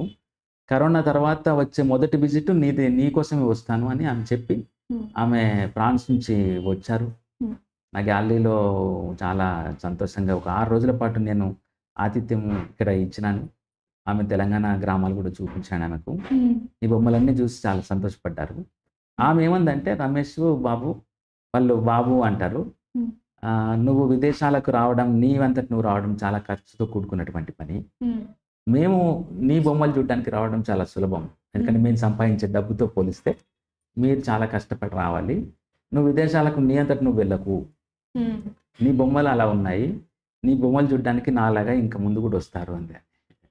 అదొక ఆశీర్వాదం. అంటే మీరు అన్నట్టు ఒక మంచి కాంప్లిమెంట్. అట్లాగే బి నరసింహరావు లాంటి పెద్దలు కూడాను నా బొమ్మలు చూస్తున్న వాళ్ళు కూడా ఉమ్, వాళ్ళు చాలా సంతోషపడతారు. వాళ్ళు ఇచ్చే కాంప్లిమెంట్స్. ఉమ్, ముఖ్యంగా ఈ మధ్యగా పాపం పెద్ద ఆయన శ్యామ్ బెనగల్ గారు ఉమ్, మరణించారు. అవును. ఆయన నా ఎగ్జిబిషన్ ముంబైలో పెట్టినప్పుడు వచ్చి ఉమ్, 3 గంటలు నాతో ఉండి బొమ్మలని చూసి తెలంగాణ గ్రామీణ జీవితాన్ని గుర్తు చేశావు. ఆయనే నాకు ఈ గోచుకట్టు మీద నువ్వు కష్టపడి ఒక ఎగ్జిబిషన్ చేయని సలహా ఇచ్చారు. సో ఆయన స్మృతిలోనే నేను ఆ బొమ్మలంతా చేసి ఒక ఎగ్జిబిషన్ కూడా పెట్టినాను. నా కాశీ ప్రదర్శన బొమ్మలు కూడా చూసి ఆయన నీ బొమ్మలు చూస్తుంటే ఒక హైకు పోయేటు మాదిరిగా నాకు అనిపిస్తున్నది ఉమ్, అని ఆయన ఆశీర్వదించి నాకు ఉత్తరం రాశారు. ఉమ్, కాబట్టి అభినందనలు ఉన్నాయి. నాకు కావాల్సినంత సపోర్టు సిస్టమ్ కూడా డెవలప్ అయింది. వ్యక్తులు ముఖ్యంగా సంస్థలు కాకుండా, ప్రభుత్వాలు కాకుండా నిరాడంబరమైన సామాన్యమైన వ్యక్తులు తమ పదవి, పేరు పక్కకు పెట్టి వాళ్ళంతట వాళ్ళు నాకు వెనుదనగా ఉన్న వాళ్ళు కొంతమంది ఉన్నారు. వాళ్ళ సంఖ్య పెరగడం అనేది జరుగుతుందని నేను ఆశిస్తున్నాను. ఎందుకంటే ఈ పని నేను ఇంకా ఉత్సాహంతోనే అదే మాదిరి అంటే ఎటువంటి సమస్యలు ఎదురైనా కానీ ఇది నిలబెట్టుకోవాలి, ఇది అందరిది అని భావిస్తున్నాను కాబట్టి ఆ సంకల్పం నన్ను ముందుకు తీసుకెళ్తున్నది. గద్దర్ గారిని కూడా మీరు ఫోటో తీసినట్టు. గద్దర్ గారిని అదే గద్దర్ అన్నను అనేక సందర్భాల్లో తీశాను. మీరు చూసిన ఆ బొమ్మ నా మొదటి ఎగ్జిబిషన్‌లో పెట్టినాను. 'జైబోలో తెలంగాణ' సినిమా ప్రివ్యూ అప్పుడు ఓకే. తెర మీద తీసిన బొమ్మ అది. అది పొడుస్తున్న పొద్దు మీద అన్న పాటకు తెర మీద గద్దర్ కనపడ్డప్పుడు ప్రేక్షకులు వేదిక మీదకి వెక్కి వాళ్ళంతా ఆనందంగా నాట్యం చేస్తున్నప్పుడు తీశాను అది. ఓకే. సో ఆ బొమ్మ ఆయనకు కూడా ఇష్టం. అది అల్లంనారాయణ గారి ఇంట్లో అది పెద్ద బొమ్మ అల్లమన్న ఇంట్లో ఉంది అదొకటి. ఓకే. ఓకే. సార్ మీరిప్పుడు మామూలుగా ఫోటో అనగానే ఫస్ట్ మనకి గుర్తొచ్చేది ఏంటంటే, కొంచెం బట్టలు బాగలేకపోయినా, హెయిర్ బాలేకపోయినా మనం ఎలిజిబుల్ కాదు ఫోటోకి, ఫోటో అమ్మో అని వెళ్ళిపోతుంటారు. అలాంటిది మీరు మట్టి కాళ్ళతో ఉన్న ఫోటోస్, కాళ్ళని రిప్రజెంట్ ఎక్కువ బాగా పని చేసుకునే వాళ్ళ సామాన్యుల ఫోటోస్ తీయడానికి రీజన్ ఏంటి? అందులో మీరు మీ కోణంలో ఏంటి దాని అర్థం? అంటే ఒకటి నేను కామన్ మ్యాన్‌కి సంబంధించి సామాన్యమైన వ్యక్తికి ఏముంది అని గనక మీరు ప్రశ్నిస్తే భూమి లేదు, ఇల్లు వాకిలి లేని వాళ్ళు, సొంత భూమి లేని వాళ్ళు, ఉన్నదల్లా వాళ్ళకేమిటి పిల్లలు రెక్కలు, రెక్కల కష్టం మీద బతకాలి, పెళ్ళాం పిల్లల్ని చూసుకోవాలి. దానంగా ఎక్కువ మంది. సో కాబట్టి మనిషికి ఉన్నది ఏమిటి? ఆయన ఆభరణము ఆయన శరీరమే. కాయం అంటాం కదా మనం. కాయం అంటే బాడీ. సో ఈ కాయ కష్టం చేస్తారు కదా, కాయంతో చేసే కష్టం. కాబట్టి ఇతని అస్తిత్వము ఈ సాధారణమైన పౌరుడి మనిషి తాలూకు తన ఆస్తి ఏమిటి అంటే ఆయన శరీరమే. సో ఈ శరీరాన్ని స్థిరమైన అంటే దృఢమైన శక్తివంతమైన ఆయన శరీరాన్ని అనివార్యం అంటే ఆయన దుక్కి దున్నాలి, పంచభూతాల మధ్య వానకు ఎండకు ఆయన నిలబడి పనిచేసుకోవాలి, అనారోగ్యము దరిచేరకుండా ఉన్నదాన్ని తిని కాపాడుకోవాలి శరీరాన్ని. సో ఆయనకు ఉన్నది ఏకైక అది ఏమిటి అంటే ఆయనకి దేహమే ఉంది. సో ఈ దేహంతోనే ఆయన అన్ని పనులు, ఆ రెక్క ఆడితే ఆయనకు డొక్కాడు. కాబట్టి మీరు గమనిస్తే ఆయన తన శ్రమకు ఆయుధం అదే, తన ఉత్పత్తికి ఆయుధం అదే, తన ప్రేమకు కూడా ఆయుధం అదే. తన భార్యను అదే శరీరం, ఆమెను తిట్టినా కొట్టినా చేయి చేసుకున్నా లేకపోతే దగ్గర తీసుకున్నా ఆయనకున్నది అదొకటే. ఏదో కొని ఆమెను సంతోషపెట్టడానికి లేదు, ఎక్కడి నుంచో తేలేడేమి. కాబట్టి సర్వస్వం ఏంటి అంటే మనిషికి ఆయన కాయమే. కాబట్టి దీన్ని నేను బాగా అర్థం చేసుకునే ప్రయత్నం చేసిన. సో ఇది ఎంత వ్యాలిడ్ అంటే ఎంత భౌతికం, ఎంత స్పిరిచువల్ ఆయనకు. సో దీన్ని నేను అనేక విధాలా చెప్పుకుంటాను అనమాట. అది విశ్రాంతి తీసుకున్నప్పుడు ఆ కాయంతో ఆ పాదాలను చిత్రిస్తాను. ఆయన నిలబడి పనిచేస్తున్నప్పుడు ఆమె స్థిరంగా భూమి మీద తన పాదాలు కరుచుకొని ఆత్మవిశ్వాసంతో నిలబడ్డ ధరణిలాగా తీస్తుంటాను. సో వీటన్నిటినీ ఈ విశేషంగా ఈ పాదాల నుంచి నేను నా నెరేటివ్, నా ఇమేజరీని డెవలప్ చేసుకోవడానికి ముందన్నట్టుగా ఆయనకున్న ఏకైక ఆస్తి అది. ఓకే. దీన్ని నేను అనేక పది విధాల నేను హ్మ్. దాన్ని మేనిఫెస్ట్ చేస్తూ ఉంటాను అనమాట. సో, నేను 'అమ్మ అన్న ప్రదర్శనలో' ఒక చిత్రం పెట్టినాను. ఆమె ఏమి ఉండవు ఆభరణాలు. పాదాలు. హ్మ్. సు సూటిగా తీశాను. అట్లా భూమిని అంటిపెట్టుకొని ఉంటాయి. హ్మ్. దాన్ని చూసి ఒక ఆమె ఆహ్, దాన్ని ఒక చక్కటి పదంతో, ఒక విశేషణంతో స్త్రీలకు సంబంధించిన సాధికారత అంది. హ్మ్. దాన్ని మనం ఎట్లా చూస్తాం? సాధికారత అంటే ఒక ఎంపవర్డ్ హ్మ్. అనేక విషయాలలో ఆమె తనని తాను నిలుపుకున్నది కదా! కానీ ఒక పాదాలు స్థిరంగా భూమిని అంటిపెట్టుకొని ఎటువంటి ఆభరణం లేని ఆ సామాన్యమైన పాదాలను చూసి సాధికారత క్షణం అని. ఓహ్! హ్మ్. ఆ భావన తేగలిగింది ఆ చిత్రం అంటే, హ్మ్. అది నాకు అనిపించింది ఇది నేను చేస్తున్న ప్రయత్నం ఫలిస్తున్నది. ఓకే.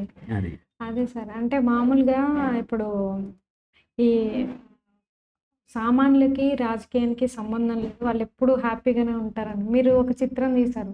తెలుగు తల్లి వెనక ఇంకొక ఆమె తెలంగాణ తల్లి ఆలోచించుకుంటూ వెనక. తెలంగాణ అవును. తల్లి వెనక అవును. ఆలోచించుకుంటూ కూర్చుంటారు. అవును. ఒక మాస్ ఒక అతనేమో మామూలుగా మన ఇప్పుడు ఆహ్, పొలిటికల్ హామీస్ గురించి హ్మ్. చూస్తుంటారు. హ్మ్.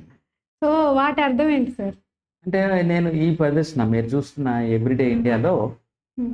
భారతదేశం ఆత్మ అంటే మన రోజువారీ జీవితంలో ఎట్లా ఉందో చెప్పాను. హ్మ్. సో, దాంట్లో తెలంగాణ బొమ్మ మీరు చెప్పింది ఏమిటంటే, అటువైపు తెలంగాణ తల్లి చూస్తుంటుంది. ఇటువైపు ఒక మాస్క్ ఉంటుంది. హ్మ్. తలో దిక్కు అయిన తెలంగాణను నేను గమనించాను. అంటే హ్మ్. అతను అనుకున్నది ఒకటి, అయిందొకటి. హ్మ్.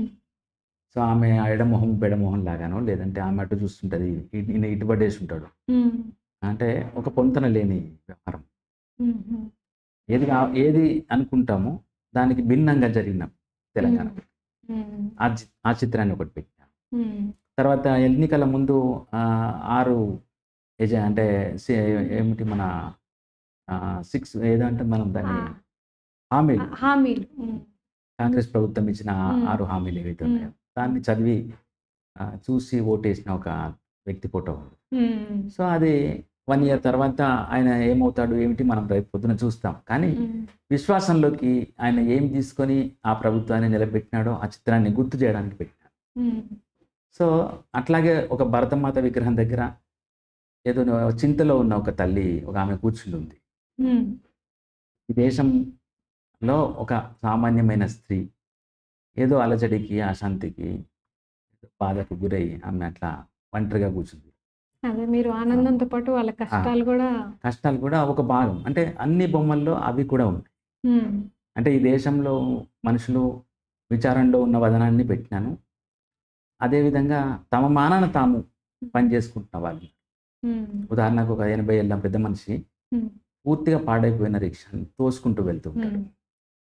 ఆ రిక్షా మనకెవ్వరికి కూడా పనికిరాదు. కానీ ఆయనకు ఇంకా పనికొస్తుంది. హ్మ్. ఆ రిక్షాను కూడా ఆయన తాళం వేసుకున్నాడు.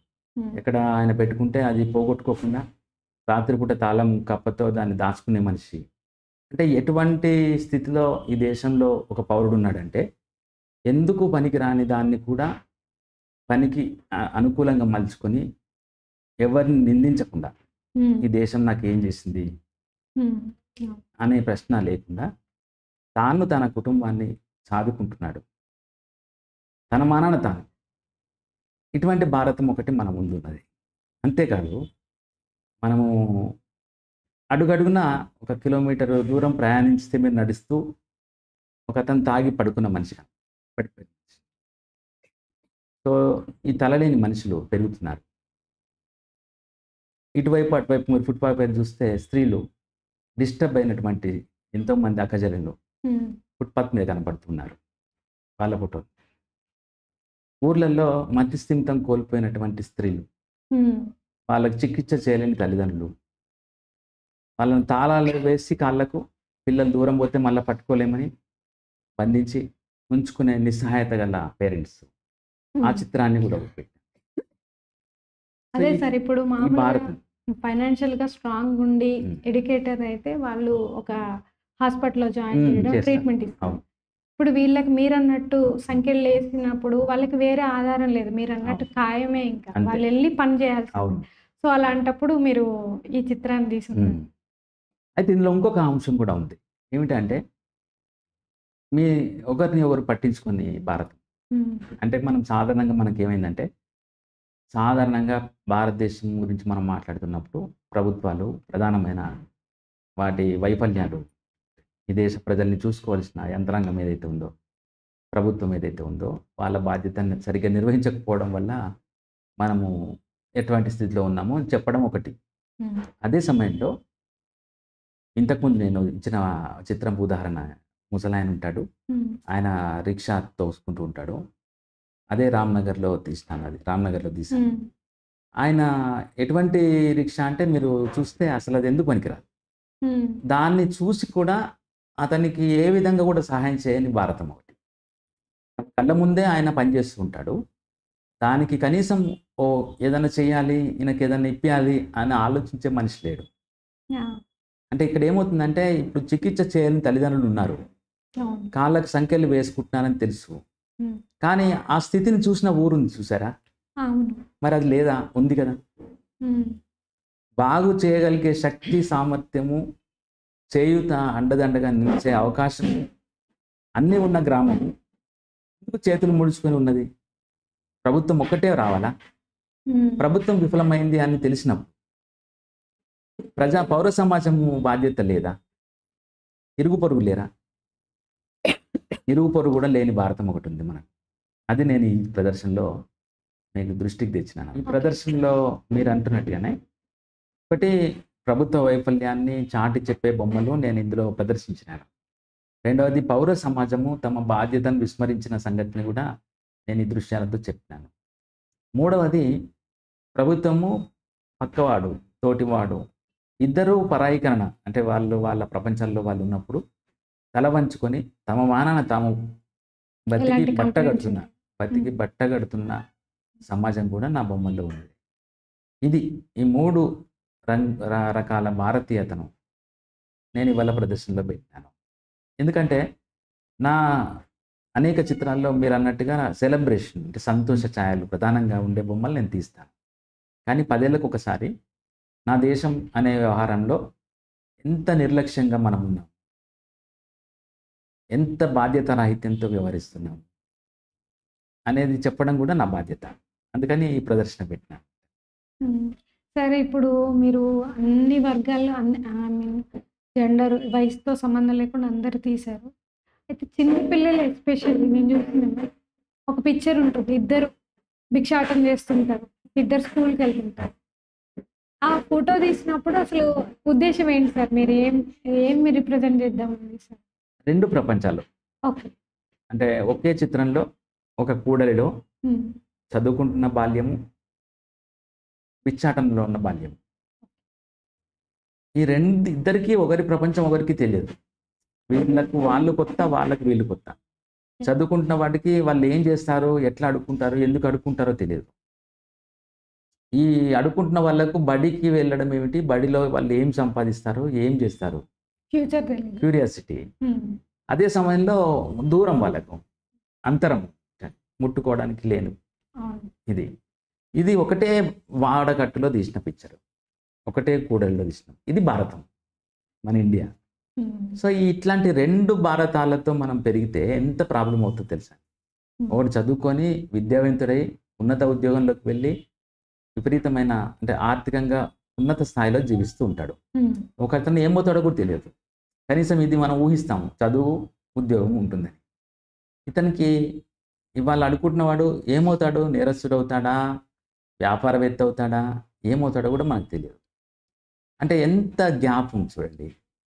సో, కళ్ళ ముందు ఇంతటి దూరం పెంచుతున్నటువంటి వాళ్ళం మనం.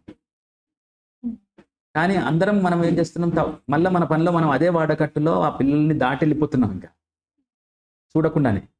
సో, నా ప్రయత్నం అంతా ఎవ్రీడే ఇండియాలో ఏమిటి అంటే, మీ ఊరు, మీ వాడకట్టు, మీ ఇంటి ముంగిట్లో ఉన్న జీవితాన్ని, వాస్తవాన్ని మీరు గమనించకుండా వెళ్ళిపోతున్నారు. హ్మ్. మీరు దూరమైన ఎక్కడో ఉంది అనుకుంటున్న భారతదేశం గురించి ఆలోచిస్తున్నారు. కానీ మీ ఇంటి ముందు భారతదేశంలో భాగం అనుకోవట్లేదు. ఓకే. కాబట్టి మీరు ఎంత పెద్ద మేధావి కావచ్చు, ఎంత పెద్ద సేవా కార్యకర్త కావచ్చు మీరు. మీరు ఇల్లు అంటే మీరు ఏమంటాం మనము నేల విడిచి సాము చేశామంటే జరిగే విపత్కర పరిణామాలకు హ్మ్. మనందరం బాధ్యులం అవుతాం. అది. అందుకని బాల్యపు చిత్రము అందులో నేను అప్పుడు ఆ ఎగ్జిబిషన్ నేను ఇక్కడ పెట్టడానికి ముందు స్టేట్ ఆర్ట్ గ్యాలరీలో ఎవ్రీడే ఇండియన్ ప్రారంభించాను ఆగస్ట్ 15కి. హ్మ్. దానికి హరగోపాల్ గారు, కోదండరామ్ గారు ముఖ్య అతిథిగా వచ్చారు. హరగోపాల్ గారికి అప్పుడు ఆయన అదే రోజు ఎమ్మెల్సీగా నామినేట్ అయినారు. ఆయన భవిష్యత్తులో విద్యాశాఖ మంత్రి అవుతారు అనే భావన కూడా ఉంది. హ్మ్. కాబట్టి ఆయనతో ఆ బొమ్మను చూపించాను ప్రత్యేకంగా దగ్గరికి. ఇది సార్ మన భారతం, ఓకే. మన తెలంగాణ. మీ అందరి మీద బాగా బాధ్యత ఏంటంటే ఈ రెండిటిని మన మధ్య దూరం తగ్గించడం ఎట్లా. హ్మ్. ఈ పిల్లవాడికి ఆ పిల్లవాడికి ఇంత ఆస్మాన్ ఫరక్ దునియా ఉండకూడదు. ఒకటి కావాలి. అది మీ బాధ్యతగా చేయండి సార్ అని నా బాధ్యతగా వాళ్ళకి చెప్పినాను. మరోసారి సామాన్య జీవితాన్ని మీరు రిప్రజెంట్ చేసి ఫోటోలోనే ఒక కథ చెప్పారు. మరి ఇప్పుడు మీరు మామూలుగా అమ్మతనంనే కాకుండా విమెన్ స్మైల్ మీద ఫోకస్, తర్వాత ఎంతో మేకప్ వేసుకుంటే కానీ మన అందంగా ఉండమేమో అన్న అపోహకు వచ్చారు చాలామంది, ఈవెన్ పల్లెటూరులో కూడా. అవును. అలాంటి దాంట్లో ఇంత అందమైన స్మైల్ని క్యాప్చర్ చేయడం ఎలా సాధ్యమైంది మీకు? మీకు అసలు నిజం చెప్పాలంటే నేను గ్రామీణ ప్రాంతం తిరగడం కంటే నేను హైదరాబాద్ నగరంలోనే ఎక్కువ బొమ్మలు తీస్తాను. ఓహ్! నేనున్న ప్రాంతంలో ఇప్పుడు నేను నార్సింగి ప్రాంతంలో నివసిస్తున్నాను. అక్కడ గ్రామం ఉంది ఇంకా. అట్లాగే నేను అంతకుముందు పార్సిగుట్ట రామ్‌నగర్‌లో 20 ఏళ్ళు ఉన్నాను. అక్కడ తీశాను. అయితే సమస్య ఏమిటంటే మీరు ఒక మనిషిని చూసి మొట్టమొదటి పరిచయంతోనే చిత్రించిన బొమ్మలు కావివి. ఓకే. ఏ మనిషి హృదయపూర్వకంగా మీతో కరచాలనం చేయడమైనా, మీ సన్నిధిలో శాంతంగా ఉండడమైనా, మీతో కనీసం అంటే ఒక చూపులు కలపడం గానీ, లేదంటే నవ్వడం గానీ, హృదయపూర్వకంగా నవ్వాలి అన్నా, అది మీకు వాళ్ళతో పరిచితం కావాలి. ఒకరికొకరు తెలిసుండాలి. సాధారణంగా నేను బాగా ఒక ప్రాంతంలో నిరాటంకంగా ఫోటోగ్రఫీ చేసేటప్పుడు ప్రతిరోజు చేస్తాను కాబట్టి, వాళ్ళకి అలవాటుగా ఉంటాను. అంటే ఈ మనిషి ఇక్కడ పని చేస్తాడు, ఇతను ఫోటోలు తీస్తాడు. హ్మ్. ఈయన తీసిన బొమ్మలు ఈయన ప్రింట్ చేస్తాడు. హ్మ్. వాటిని ఇట్లా చూపిస్తాడు. ఇతను జర్నలిస్టు, ఇతను రచయిత కూడా. ఇతను ఇక్కడే మా ఏరియాలోనే నివసిస్తాడు. హ్మ్. సో, వాళ్ళకి ఒక మనిషి గురించిన వివరాలన్నీ తెలుసుకుంటాను కొంత హ్మ్. కొంత. హ్మ్. తెలిసే వ్యవహారాల్లోకి నేను వాళ్ళను తీసుకెళ్తాను. నేను పరిచయం చేసుకుంటాను ఆ విధంగా. హ్మ్. సో, ఒక పనిలో ఉండడం వల్ల వాళ్ళతో నా వారిగా నేను, వాళ్ళ మనిషిగా నేను మారే ఒక స్రవంతిలో ఉండడం కారణంగా పండగకో, పబ్బానికో హ్మ్. వాళ్ళతో మాట్లాడేటప్పుడు, సరదాగా మాట్లాడేటప్పుడు, ఏదన్నా చర్చించేటప్పుడు వాళ్ళలో ఉండే ఆ హృదయపూర్వకమైన ఒక క్షణాన్ని నేను చిత్రిస్తుంటాను. సో, అది సహజంగా జరిగిందది. హ్మ్. ప్రయత్నం కాదు. అది సహజంగానే. కాబట్టి మనుషులతో ఉండడం అనేది అంటే ఇప్పుడు నాకు పీపుల్ అంటే నాకు ప్రధానం. కొంతమందికి వస్తు వ్యామోహం ఉంటుంది. హ్మ్. ఏం హ్మ్. కొంతమంది నేనేమో మనుషులే నాకు ప్రధానం. ఓకే. నాకు ల్యాండ్‌స్కేప్ కూడా నేను చిత్రించను. హ్మ్. అంటే మన పరిసరాలలో మనిషినే నేను పరిసరం అనుకుంటాను. హ్మ్. మనిషే నాకు ల్యాండ్‌స్కేప్ హ్మ్. చిత్రిస్తూ ఉంటాను. హ్మ్. ఎక్కువ కాబట్టి మంది నేచర్‌ని నేచర్‌ని చేస్తారు కదా! ఓకే. నేచర్ ప్రధానంగా ఉండేవాళ్ళు హ్మ్. మనుషులతో తక్కువ మాట్లాడతారు. అవును. నేను మనిషి నాకు ప్రధానమైన ల్యాండ్‌స్కేప్ నేచర్. ఓకే. కాబట్టి నేను హృదయపూర్వకంగా వాళ్ళతో ఉంటాను. ఓకే. సో, నిర్భయంగా ఉంటాను. నిర్భయంగా ఉండడం కూడా ఒక వ్యవహారం. హ్మ్. అంటే ఫోటోగ్రఫీకి సంబంధించి సిగ్గుపడకుండా నేరుగా వాళ్ళతో సంభాషించడం కెమెరాతో. సో, ఇతను నిర్భయంగా ఉండొచ్చు ఇతని దగ్గర. హ్మ్. ఇతను కల్లా కపటం లేని వ్యవహారం మన మధ్య ఉంది అని వాళ్ళకి నమ్మకం కలిగినప్పుడు నవ్వుతారు. హ్మ్. నవ్వగలుగుతారు. హ్మ్. తర్వాత నేను దాన్ని అంతే స్వీకరించగలుగుతాను. సో, ఇక్కడ హృదయపూర్వకంగా ఈ వ్యవహారం ఏదైతే సాగుతుందో దాని వెనకాల ఏమీ ఎజెండా లేకపోవడం. అంటే స్వార్థమో, బిజినెసో, లేకపోతే రహస్యమో, అనుబంధము, రిలేషన్‌షిప్పో ఇవి లేవు. ఇదొక సహజమైన వ్యవహారం. సామాన్యమైన వ్యవహారం అని నేను అంటాను దాన్ని. ఓకే. ప్రతిదీ దాచుకునే సమాజంలో, ప్రతిదీ నాకే కావాలి అనుకునే సమాజంలో, తర్వాత ఏది చేసినా గానీ ప్రయోజనం ఉంటుంది అని భావించే సమాజంలో, ఈ ప్రయోజనం లేకుండా, ఇది నాకు అనుకోకుండా, తర్వాత ఎటువంటి భేషజాలకు పోకుండా ఉల్లాసంగా ఉండే ఏ మనిషినైనా ఎవరైనా అభిమానిస్తారు. ఓకే. ఎందుకంటే పోయేదేం లేదు వాళ్ళకి. అదే మీరు తీసే పిక్చర్‌లు చాలా వరకు ఏంటంటే అరటిపండ్లు అమ్ముకునేవాళ్ళు, హ్మ్. లేకపోతే మామూలుగా చిన్న కాంట్రాక్ట్ చిన్న పనులు చేసేవాళ్ళు వర్కర్స్, వర్కర్స్ లేబరు. వీళ్ళని తీస్తారు. వీళ్ళు ఎక్కడ చూసినా అది వాళ్ళకి తెలుసా అనేది నాకు చాలా తెలియకుండానే సార్లు తీస్తారు. తెలవదు. చాలా సార్లు కూడా తెలుసు. ఓకే. ఎందుకంటే వాళ్ళు పిల్లలతో ఉన్నప్పుడు తీస్తాను, పని హ్మ్. చేసేటప్పుడు తీస్తాను, అవును. విశ్రాంతి తీసుకునేటప్పుడు తీస్తాను. హ్మ్. ఒకసారి చూడకపోయినా ఇంకొకసారి చూస్తారు. హ్మ్. వాళ్ళు నాకు మళ్ళీ ఇంకొకటి తీసుకోమంటారు. హ్మ్. సో, వాళ్ళు నన్ను చూసినప్పుడు వాళ్ళు పలకరిస్తారు కళ్ళతో. నేను ఆగుతుంటాను. హ్మ్. మళ్ళీ కొన్ని బొమ్మలు చేస్తాను. హ్మ్. అదే సార్ అవన్నీ ఇప్పుడు ఉంటాయి. చాలా ఏజ్డ్ పర్సన్స్ మామూలుగా అయితే మన జాబ్‌లో అయితే రిటైర్ అవుతారు. హ్మ్. హ్మ్. బట్ వాళ్ళు 80 ఏళ్ళొచ్చినా కాంట్రాక్ట్ అవును. పనులు, హ్మ్. మేస్త్రి పనులని ఇవన్నీ చేస్తుంటారు కదా! అవును. వాళ్ళతో ఎప్పుడైనా సంభాషణ జరిగిందా మీకు? ఎందుకు చేస్తున్నారు? అంటే నేను జర్నలిస్ట్‌గా నేను ఇదివరకు గత చాలా కాలంగా పనిచేస్తున్నాను కదా! ఇప్పటికి నేను ఇంకా హ్మ్. ఇండిపెండెంట్ జర్నలిస్ట్‌నే. హ్మ్. జర్నలిస్ట్‌ని కావడము, రచయితను కూడా కావడం వల్ల ఆ కారణాలన్నీ మనకు తెలిసి ఉంటాయి. అంటే హ్మ్. వ్యవస్థాగతంగా ఏం జరుగుతుంది? వాళ్ళ వృత్తుల్లో ఏమవుతుంది? కాబట్టి సంభాషణ ఫోటోగ్రఫీ చేసేటప్పుడు సంభాషణ నేను చేయను. హ్మ్. ఫోటోగ్రాఫర్‌గా నేను వ్యవహరించేటప్పుడు హ్మ్. చర్చ పెట్టనక్కడ. ఓకే. సో, ఆరా తీయడము, ఇన్ఫర్మేషన్ కోసం ఎక్కువ చర్చించడం చేయను. ఓకే. ఎందుకంటే అది చేసిన కొద్దీ మీకు విషయము సరళత నుంచి అది వ మారిపోతుంది దృష్టి. మీరన్నట్టు ఎవరితో కంప్లెయింట్ చేయకుండా వారి పని వాళ్ళు చేసుకుంటూ ఉంటారు. ఫోటోగ్రఫీకి బుద్ధి బలము నేను ప్రయోగించను. అంటే మీ జర్నలిస్ట్ తాలూకు హ్మ్. వ్యవహార శైలి అక్కడ పొసగదు. ఓకే. ఫోటోగ్రఫీ చేసుకుంటాను. హ్మ్. మళ్ళీ మిగతా వేరే జీవన వ్యాపారాలలో ఆ విషయాల మీద అవగాహన పెంచుకునేటప్పుడు హ్మ్. మాట్లాడడము, చర్చించడము, ఎట్లా జరుగుతుంది, ఏమిటి, హ్మ్. లేబర్ అడ్డ దగ్గర గాని హ్మ్. వాళ్ళ నాయకులతో, కార్మిక నాయకులతో కానీ, స్త్రీలు ఆ వృత్తిదారులతో గాని, జర్నలిస్ట్‌గా చాలా విషయాలు నేను తెలుసుకుంటున్నప్పుడు, అనేక విషయాల అవగాహనలోకి తెచ్చుకుంటాను. ఫోటోగ్రఫీ చేసేటప్పుడు ఈ అవగాహనను రద్దు చేస్తాను. హ్మ్. ఎందుకంటే మనము ఆలోచన దీనికి వర్తించదు. హ్మ్. అభిప్రాయాలతో చేయకూడదు ఫోటో. అందుకని నా జీవితం పలుకుతుంది. ఫోటోలో నవ్వు కూడా ఎందుకు సరాగంగా వినపడతదంటే, హ్మ్. అక్కడ ఆలోచన లేదు. ఓకే. కేవలము పరస్పర ఒక హర్షాతిరేకమే ఉంటుంది. హ్మ్. కాబట్టి జర్నలిస్ట్ లేడక్కడ. హ్మ్. అతను రచయిత కూడా లేడక్కడ. ఓకే. కేవలం ఒక అద్దంలాగా అన్నమాట. ఓకే. అతను, నేను ఇద్దరం 2 ఆత్మల సంభాషణలాగా ఉంటుంది. అందువల్ల అది మీకు అందమైన అంతా బొమ్మ. నేచురల్‌గా ఏ ఆలోచన లేదు. కాబట్టి దాన్ని పెట్టి ఎగ్జిబిషన్ చేసేటప్పుడు మళ్ళీ నాలో ఉండే జర్నలిస్టు, రచయిత, హ్మ్. విశ్లేషకుడు వీటిని ఎట్లా చెప్పాలి? హ్మ్. ఆ క్రోనాలజీ ఎన్ని బొమ్మలతో చెప్పాలి? ఏ అంశం మీద ఈ విషయాన్ని ప్రజల్లోకి తీసుకెళ్ళాలి? ఇట్లా ఉదాహరణకి ఎవ్రీడే ఇండియా అనుకోండి. హ్మ్. ఇండియా అనే విషయాన్ని ఎవ్రీడే అని ఎందుకన్నాను? హ్మ్. సో, భారతం గురించి, మతం గురించి మాట్లాడుతున్న దేశంలో రోజువారీ జీవితం ఏమైపోయిందిరా బాబు! దీని గురించి గదా మనం మాట్లాడాలి. ఇవాళ మతమా ప్రధానం హ్మ్. అన్న విషయం కోసం నేను ఈ ప్రదర్శన చేసినాను. హ్మ్. అప్పుడు నేను తీసిన బొమ్మలన్నిటిని ఇక్కడ చేసి నేను మళ్ళా ఒక చైతన్యవంతమైన కార్యక్రమం చేస్తాను. హ్మ్. ప్రదర్శనకు నాకు జర్నలిస్ట్, రచయిత తోడవుతాడు తప్ప, హ్మ్.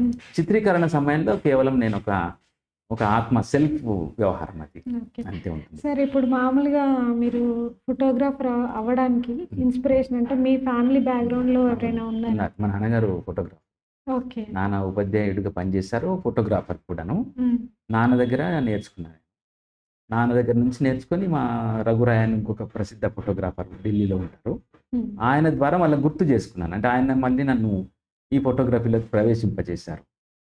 సో, నాన్న నాకు పరిచయం చేశారు. పని నేర్పారు. ఆయన నన్ను ఇలాంటి ఫోటోగ్రాఫర్‌గా మారడానికి తోడ్పాటునందించారు. ఓకే.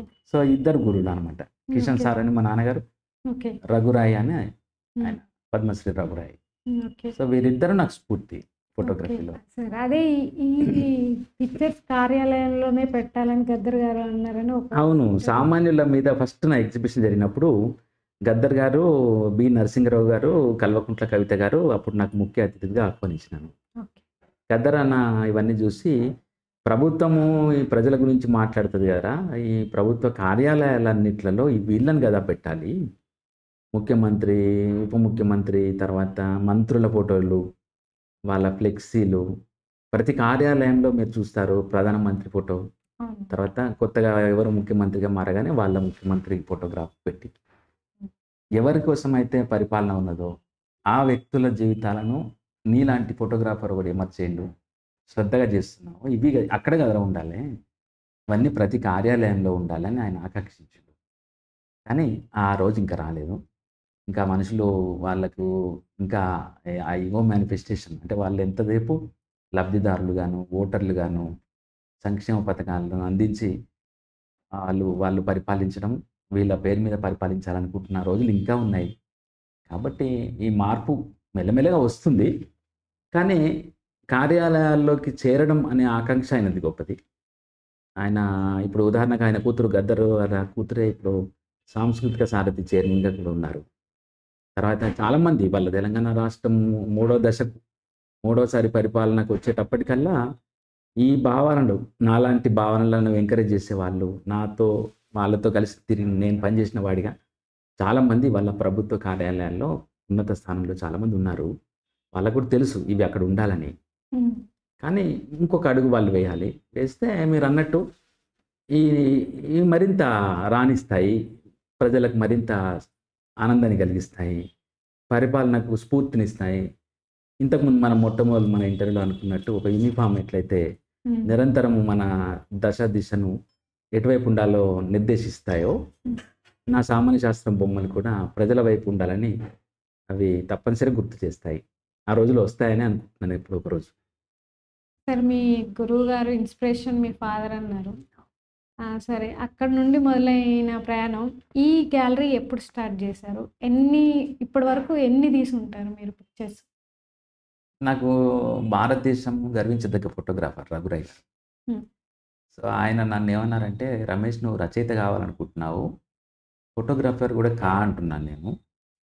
నేనేమన్నానంటే, నాకు ధ్యేయం నన్ను రచయిత కావడం వరకే నా ధ్యేయం. మళ్ళా ఇదెందుకు సార్? 2 పడవల ప్రయాణము. హ్మ్. వద్దు, నాకెందుకో బానే ఉంది తీస్తున్నాను అంటున్నారు. మీరు చాలా సంతోషం కానీ ఇది చేయమంటున్నారు. వద్దన్నాను నేను. హ్మ్. అంటే, "లేదు రమేష్, నీకు జీవిత ఆశయం ఎట్లయితే ఉందో రచయిత కావాలని, జీవితానికి కూడా ఒక ఆశయం ఉంటుంది. హ్మ్. నిన్ను ఎంచుకుంది. నీ బొమ్మలు బాగున్నాయి.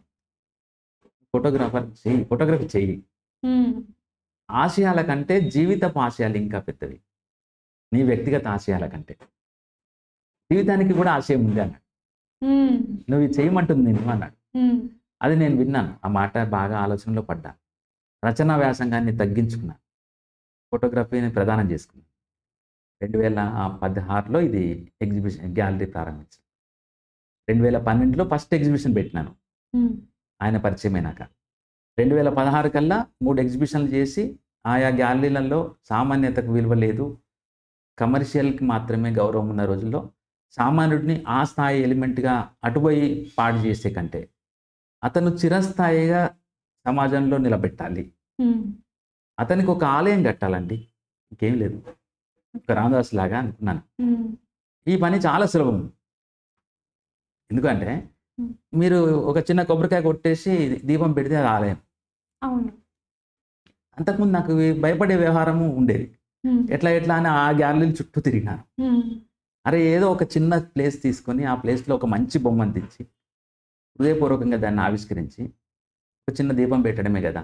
అని ఈ గ్యాలరీ ప్రారంభించాను. సో, ఇది మెల్లగా నడుపుకుంటూ వస్తూ ఇప్పటికి ఈ గ్యాలరీలో 13 ప్రదర్శనలు చేసినాను. మొత్తం 20 ప్రదర్శనలు. 20 చేశాను. అందులో ముంబైలో గూడా దేశం గర్వించదగ్గ గ్యాలరీలో గూడా ఒక ఎగ్జిబిషన్ చేశాను. సో, ఈ ప్రాసెస్‌లో ఏమైందంటే నాకు అంతకుముందు రఘురాయ్ గారు ఫోటోగ్రఫీ చేయమంటే చేయడం మొదలుపెట్టి ఎగ్జిబిషన్‌లు చేసి గ్యాలరీ పెట్టాను. ఒక పెద్ద సంకటం ఎదురైంది నాకు. ఫిజికల్ ప్రెజెన్సీతో పాటు మెంటల్ ప్రెజెన్సీ కూడా గ్యాలరీకి అవసరం. ఓకే. అది నాకు తెలీదు. అదే. జర్నలిస్టు వ్యవహారాలు చేసుకుంటూ, ఉద్యోగాలు చేసుకుంటూ ఇది సాయంత్రాలు ఓపెన్ చేసినాను కొన్ని రోజులు. హ్మ్. ఏమి హ్మ్. కొంచెము ఉదయాలు, సాయంత్రాలు, శని, ఆదివారాలు నేను ఇక్కడ అందుబాటులో ఉండడము ఇట్లా చేసుకుంటాను. హ్మ్. కానీ ఇక్కడ కంప్లీట్‌గా ఉండమని ఇది కోరడం మొదలుపెట్టింది. హ్మ్. సో, ఒక దశలో నేను ఉద్యోగం మానేసాను. హ్మ్. మరి ఉద్యోగం మానేసేటప్పటికి ఎట్లా అనే ప్రశ్న వస్తుంది. గడవాలి అనే హ్మ్. వ్యవహారం. సో, అప్పుడు అక్కడ ఉన్న సాలరీతో పోల్చుకోవడానికి కుదరదు. ఇక్కడ జీరోతో ప్రారంభం. హ్మ్. సో, ఇక్కడికి వచ్చిన తర్వాత ఇక నిర్ణయించుకున్నది ఏంటే, ఇది ఏం చేస్తుందో చూద్దాం అనుకున్నాను. చాలామంది ఏం చేస్తారంటే కంపారిటివ్ స్టడీస్. నిన్నటిదాకా సంపాదించినటువంటి ఏదైతే ఉందో, హ్మ్. దాన్ని ప్రొటెక్ట్ చేస్తే చాలనుకుంటూ ఒక రిస్క్ తీసుకుంటారు. హ్మ్. అది కుదరదని నాకు అర్థమైంది. హ్మ్. అక్కడ 60,000 70,000 అనుకుంటే ఇక్కడ 0 అనుకోవాలి నువ్వు. ఆ! ఈ 0 అనుకోవడం అనేది సామాన్యత. ఓకే. మీరు సామాన్యులు కావడం ఎలా అన్న పుస్తకంలో హ్మ్. నేను ఇలాంటి విషయాలు చర్చించినాను. హ్మ్. మీరు 1, 2 అని పెట్టుకుంటే మీరు ఎప్పటికీ 0 కాలేరు. ఓకే. సో, నేను మళ్ళీ తిరిగి నన్ను ఖండించుకున్నాను. హ్మ్. అంటే నా జీవితంలో నేను జర్నలిస్ట్‌గా హైదరాబాద్ రావడానికి ముందు లెక్చరర్‌ని. హ్మ్. ఇంగ్లీష్ లెక్చరర్‌ని. ఓకే. ఒక స్వచ్ఛంద సంస్థలో ఒక అధికారిని. హ్మ్.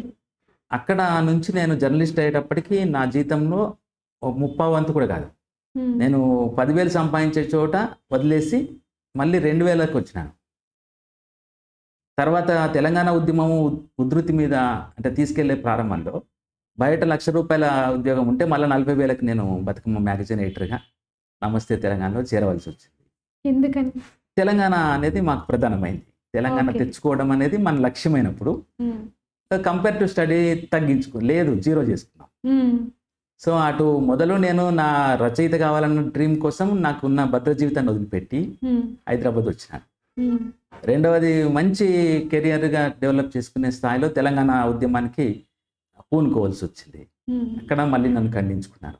ఓకే. తిరిగి మంచిగా స్థిరపడి జర్నలిస్ట్‌గా దాదాపు అసిస్టెంట్ ఎడిటర్ స్థాయిలో అప్పుడు సండే మ్యాగజైన్ ఎడిటర్‌గా ఉన్నాను.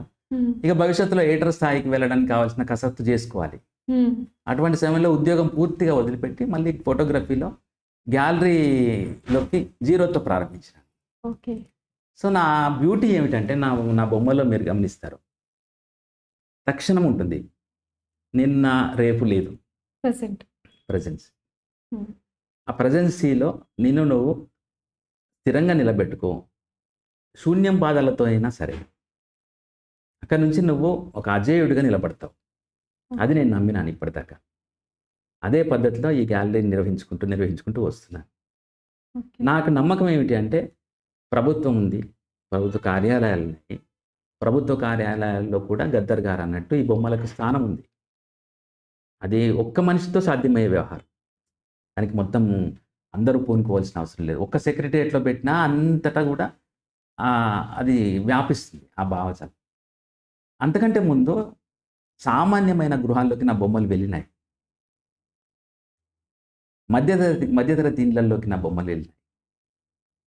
బాగా సంపన్నులు అనుకున్న వాళ్ళు కూడా కొంతమంది వాళ్ళ డ్రాయింగ్ హాల్స్‌లో కూడా నాయి వెళ్ళినాయి. ప్రభుత్వము అనుకుంటే ఇంకా వెళ్ళలేదు కానీ, పౌర సమాజంలోకి సామాన్య శాస్త్రం చేరింది. అంటే ఎన్నడూ ఊహించని ఒక సబ్జెక్ట్‌ని నేను కేవలం 12 ఏళ్లలో 2009లో ప్రారంభించిన మలి ఫోటోగ్రఫీ నాది. కనీసం 15 సంవత్సరాల కృషితోనే నేను ఈ సామాజిక మాధ్యమాల్లో నా బొమ్మలు వెళ్ళినాయి. హ్మ్. గ్యాలరీ ప్రదర్శనలు చూసిన వాళ్ళ హృదయాల్లోకి వెళ్ళినాయి. పంక్చర్ వేసుకునే వాళ్ళు కూడా నా ఫోటోస్ వాళ్ళ ఇంట్లో వెళ్లి పెట్టుకున్నారు.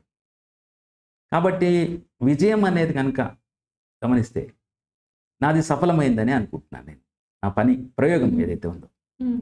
ఈ బొమ్మను ఆహ్వానించిండ్రు, ఆదరించిండ్రు, సహకరిస్తున్నారు. ఆశ్చర్యం ఏమిటంటే ప్రభుత్వ సహాయం తీసుకోవడం నిలిపేసినానన్నాను కదా! చిన్న మొత్తాలు అవునవును. మొత్తానికి అవును. బంద్ పెట్టాను. అవును. నా గ్యాలరీ నిర్వహణకు ఇప్పుడు కనీసం 18 మంది నెలకు రూ. 1,000 పంపడానికి సిద్ధమైన వాళ్ళున్నారు. అందులో కనీసం 12 మందైనా ప్రతి నెల రూ. 1,000 పంపిస్తారు. వాళ్ళ సంఖ్య రేపు పొద్దున 100 మంది అయిందనుకోండి. ఏంటి నాకు ఇంత పెద్ద గ్యాలరీ నిర్వహించినట్టు ఎంతమంది సౌహార్ద్రంతో. కాబట్టి మనకు ఒక తలుపులు మూసేసి కిటికీలు తెరిచినాను ఇప్పుడు నేను. నాకు అప్పుడు ఈ తలుపులు అక్కర్లేదనుకున్నాను ఇప్పుడు. ఓకే. ఓకే. కాబట్టి ఈ కిటికీ గుండా గాలి ఆడుతూ ఉన్నది. హ్మ్. రేపొద్దున మీరన్నట్టు పెద్ద బంజారా హిల్స్‌లోనో ఇంకెక్కడో గ్యాలరీ తెరవాలన్న ఆకాంక్ష కూడా నాకు లేదు. నాకున్నదల్లా హ్మ్. ప్రభుత్వం రేపో మాపో ఎప్పుడో మాకు ఇవ్వవలసిన జాగా అది ఇవ్వలేదు. కోర్టులు జర్నలిస్టులకు ఇచ్చే ల్యాండ్ కొట్టేశారు. అది ఎప్పుడో వస్తే అక్కడే గ్యాలరీ పెట్టుకోవాలనుకుంటున్నాను.